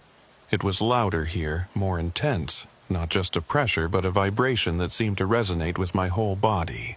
I could feel it in my heartbeat, in my breathing, in the rhythm of my thoughts. It was calling me, inviting me, promising something I couldn't name. I wanted to go down. I wanted to descend into the hole and find the source. I wanted to see what was making the sound, what had called Emmett Solis and Eleanor Marsh and Kyle Rennert and Iris Calloway. I wanted to understand. I took a step toward the edge. Then I stopped, because I heard something else. A voice, not the signal, a human voice, coming from inside the hole. "Hello?" I leaned forward, shining my flashlight down into the darkness. "Hello? Is someone there?" The voice was faint, distant, but unmistakable. A woman's voice, frightened. "My name is Agent Corbin Wraith, FBI," I called down. "Who's down there?" A pause, then, Please help me. I can't get out." "What's your name?" Another pause, longer this time. Then, "Iris. My name is Iris Calloway." The missing teenager. She was alive. She was down in the hole, and she'd been there for days, and she was alive. I turned and ran back to the SUV. We called Sheriff Varner. He came with 2 deputies and rescue equipment, ropes, harnesses, a winch mounted on the back of his truck. It took 3 hours to rig a safe descent and bring Iris out. She was dehydrated, disoriented, and covered in dirt, but she was alive. Alive after days in the darkness, without food, without water, without any way to climb the sheer walls of the hole. While the deputies worked the winch, I stood at the edge and watched. The first light of dawn was touching the horizon, turning the eastern sky from black to gray to pale orange. Below me, in the hole, I could hear the rescue team talking to Iris, keeping her calm, getting her into the harness. and underneath their voices I could still hear the signal. Fainter now that I was above ground, but present, always present. When they brought her up, she was shaking. Her lips were cracked. Her eyes were wide and glassy, the eyes of someone who'd seen too much darkness. The EMTs wrapped her in a blanket and started an IV, and she just sat there, staring at nothing, trembling. I crouched down next to her. "Iris, my name is Agent Wraith. You're safe now. We're going to take you to the hospital, get you checked out. Your parents are on their way." She looked at me. For a moment, I wasn't sure she understood. Then she said, in a voice that was barely a whisper, "I can still hear it." I nodded. "I know. It's still down there. It's still calling. I know." She grabbed my arm. Her grip was weak but desperate. "Don't go down there," she said. "Don't listen to it. It wants you to come, but you can't. You can't." I didn't know what to say, so I just held her hand until the EMTs were ready to take her to the ambulance. She couldn't remember how she'd gotten into the hole. She couldn't remember anything after lying down in her bed on the night she disappeared. "I just woke up down there," she said in the ambulance, wrapped in a blanket, an IV in her arm. "In the dark, I didn't know where I was. I could hear the sound, the frequency. It was so loud, but I couldn't move. I couldn't climb out. The walls were too steep. I just waited. I called for help, but nobody came. I didn't think anyone would find me." "Did you see anyone else down there?" I asked. "Eleanor Marsh? Kyle Rennert?" She shook her head. "I was alone, the whole time, just me and the sound." "How long did it feel like you were down there?" She thought about it. "I don't know. Days, maybe. A week? I couldn't tell. There was no light, no way to measure time. It all just blurred together." She'd been gone for 5 days. To her, it had felt like an eternity. We searched the hole at first light. Getting down was easier than getting out had been for Iris. We had ropes, harnesses, flashlights, all the equipment we needed. But standing at the edge, preparing to descend, I felt a resistance I hadn't expected. My body didn't want to go down there. Some primitive part of my brain was screaming at me to step back, to stay above ground, to get as far from this place as possible. I went anyway. Mira and one of the deputies came with me. The descent took about 5 minutes. The walls of the hole were sheer rock, almost vertical, with no handholds or ledges. I understood now why Iris couldn't climb out. Without equipment, it would have been impossible. At the bottom was a chamber, roughly circular, maybe 30 feet across with a ceiling about 15 feet high. The floor was covered in fine sand, pale and soft, undisturbed except for the marks where Iris had sat and walked and waited for rescue. And on the walls, carved into the rock, were symbols. I swept my flashlight across the chamber and stopped breathing. There were hundreds of them, maybe thousands. They covered every surface, the walls, the ceiling, even parts of the floor where the sand had been brushed away.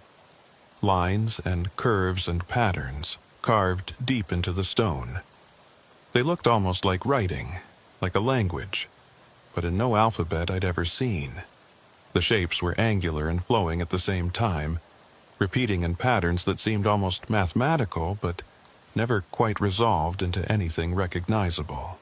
"What is this?" Varner's voice came down from above. He was standing at the edge of the hole, looking down at us. I didn't answer. I was looking at something else. In the center of the chamber, half buried in the sand, was a metal object. I crouched down and brushed away the sand to reveal it. It was a speaker cone, large, maybe 18 inches across, identical to the one in Emmett Solis's machine. "He put it here," I said, my voice echoing in the chamber. "Solis, he built a transmitter and put the speaker down here, in this chamber. That's how the signal propagates. The chamber acts like an amplifier, a resonator, broadcasting through the rock. Mira was examining the walls, running her fingers over the carvings. "These symbols," she said, "they're old, really old. Centuries, maybe millennia. Look at the weathering, the erosion patterns. Someone was down here a long time before Emmett Solis." "But the machine has no power," I said. "The batteries are dead. They've been dead for decades." I looked around the chamber. The carvings on the walls, the strange resonant space, the feeling that we were standing inside something much older than Emmett Solis's experiment. Much older than Dunmore. Maybe much older than humanity itself. "Maybe it doesn't need the machine anymore," I said. "Maybe Solis just activated something. Something that was already here, something that's been here for a long time, waiting to be turned on." The signal was still present. I could feel it in the chamber, stronger than ever. A vibration, a frequency, a presence. And I could feel it calling. Not to me, not anymore, but to others. Out in the darkness, across the desert, across the world. The signal was broadcasting. It was searching. It was looking for people who could hear it, and when it found them, it would call them here. Iris Calloway recovered. Physically, at least. Within a week, she was back home with her parents trying to resume her normal life. But she wasn't the same. She told the doctors that she still heard the sound, fainter now, but present. A whisper in the back of her mind that never quite went away. "It's like it's waiting," she said. "Like it knows I heard it. Like it's keeping track of me." I understood what she meant. I heard it too. We never found Eleanor Marsh or Kyle Rennert. We searched the chamber, the surrounding desert, every abandoned mine and cave system within 50 miles. Nothing. They were gone. Vanished, as completely as Emmett Solis had vanished 45 years before. I wrote my report. I described the signal, the machine, the chamber. I recommended that the area be secured, the hole filled in, the Solis workshop demolished. I recommended that the phenomenon be classified and that no further personnel be exposed to the signal without protective measures. Castellano read the report and called me into his office. "This is unusual," he said. "Yes, sir. You're telling me that a man in the 1970s built a machine that activated some kind of ancient signal broadcasting system, and that this signal has been calling people into the desert for decades. That's my assessment." He looked at me for a long moment. "And you have no explanation for how the signal continues to broadcast without power. No explanation for the symbols in the chamber. No explanation for why some people can hear the signal and others can't." "No, sir, I don't." He sighed. "Neither do I." He closed the folder. "I'll forward this to Washington. Let them decide what to do with it." I never heard what they decided. The case was taken out of my hands, reclassified, moved to a department I didn't have clearance to access. Dunmore went back to being a quiet town in the middle of nowhere. The hole in the desert was filled in with concrete and covered over. The Solis workshop was torn down, but the signal didn't stop. I know because I still hear it. Every night, when the world is quiet, it's there. A vibration at the edge of the perception. A tone I feel more than hear. It's fainter than it was in Dunmore. I'm far away now, back in Dallas, back in my normal life. But it's present, constant, waiting. I've done research. I've looked for others who have experienced the same thing. I've found reports, scattered, fragmentary, dismissed as hallucinations or hoaxes, of people who hear unexplained sounds, low frequencies, signals without sources. They come from all over the world: Brazil, Russia, Australia, Japan. Different cultures, different languages, but the same experience. A sound that calls to them. an urge to follow it. Some of them disappear, like Eleanor Marsh. Some of them resist, like me. But all of them are changed. I've started keeping a journal. Every night, I write down what I hear. The pitch, the duration, the intensity. I've noticed patterns. The signal is stronger at certain times, weaker at others. It fluctuates with the lunar cycle, with solar activity, with factors I haven't been able to identify. It's not random. It's not mechanical. It's responding to something. Adjusting, learning. I don't know what it wants. I don't know who or what is sending it. I don't know why some people can hear it and others can't. But I have a theory. The symbols in the chamber were old. Thousands of years old, maybe older. Someone carved them there long before Emmett Solis was born. Long before there was a town called Dunmore, or a state called Texas, or a country called America.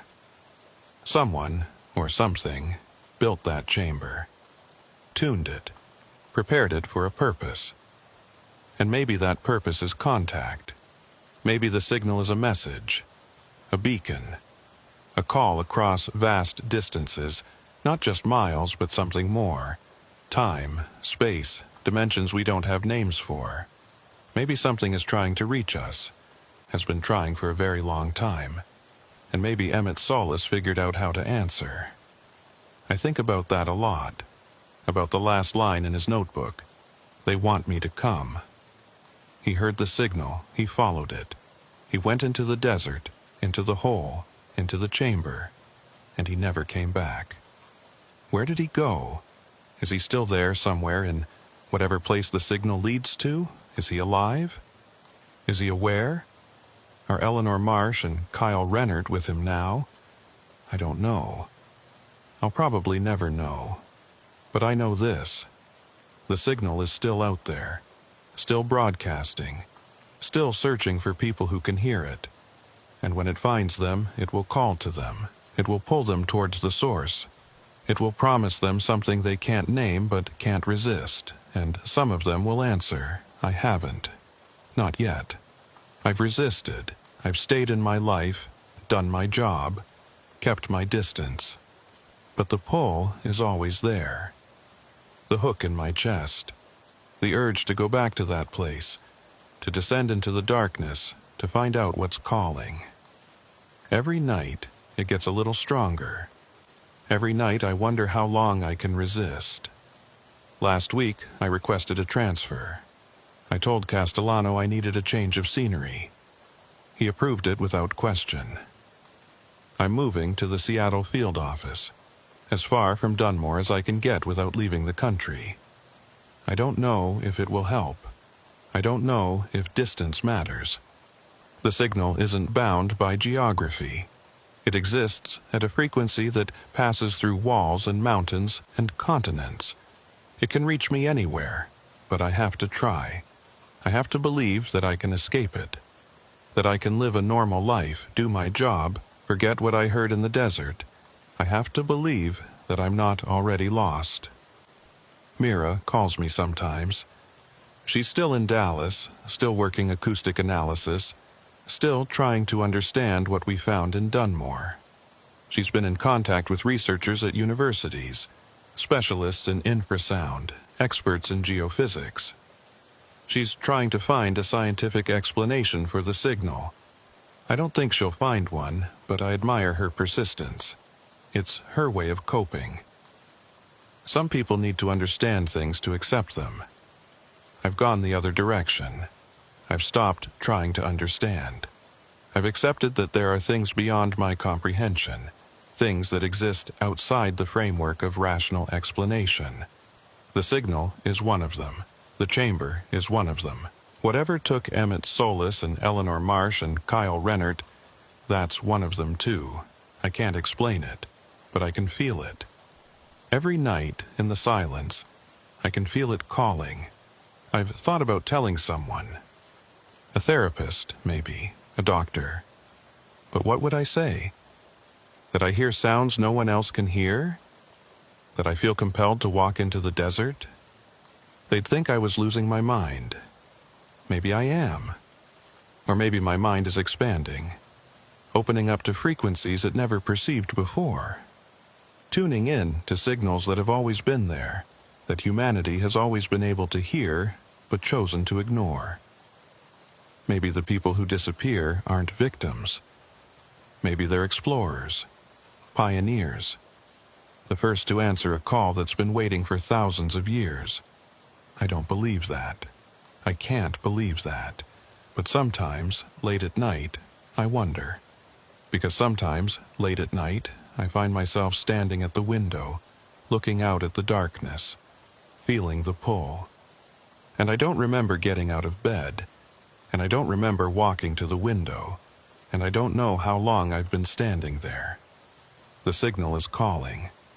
Sooner or later, everyone answers. I just hope it's not tonight. There's a photograph on my desk. I took it in Dunmore on our last day there. It shows the hole in the desert, just a dark circle in the red earth. Nothing special, nothing that would tell you what was down there. I keep it as a reminder, a warning.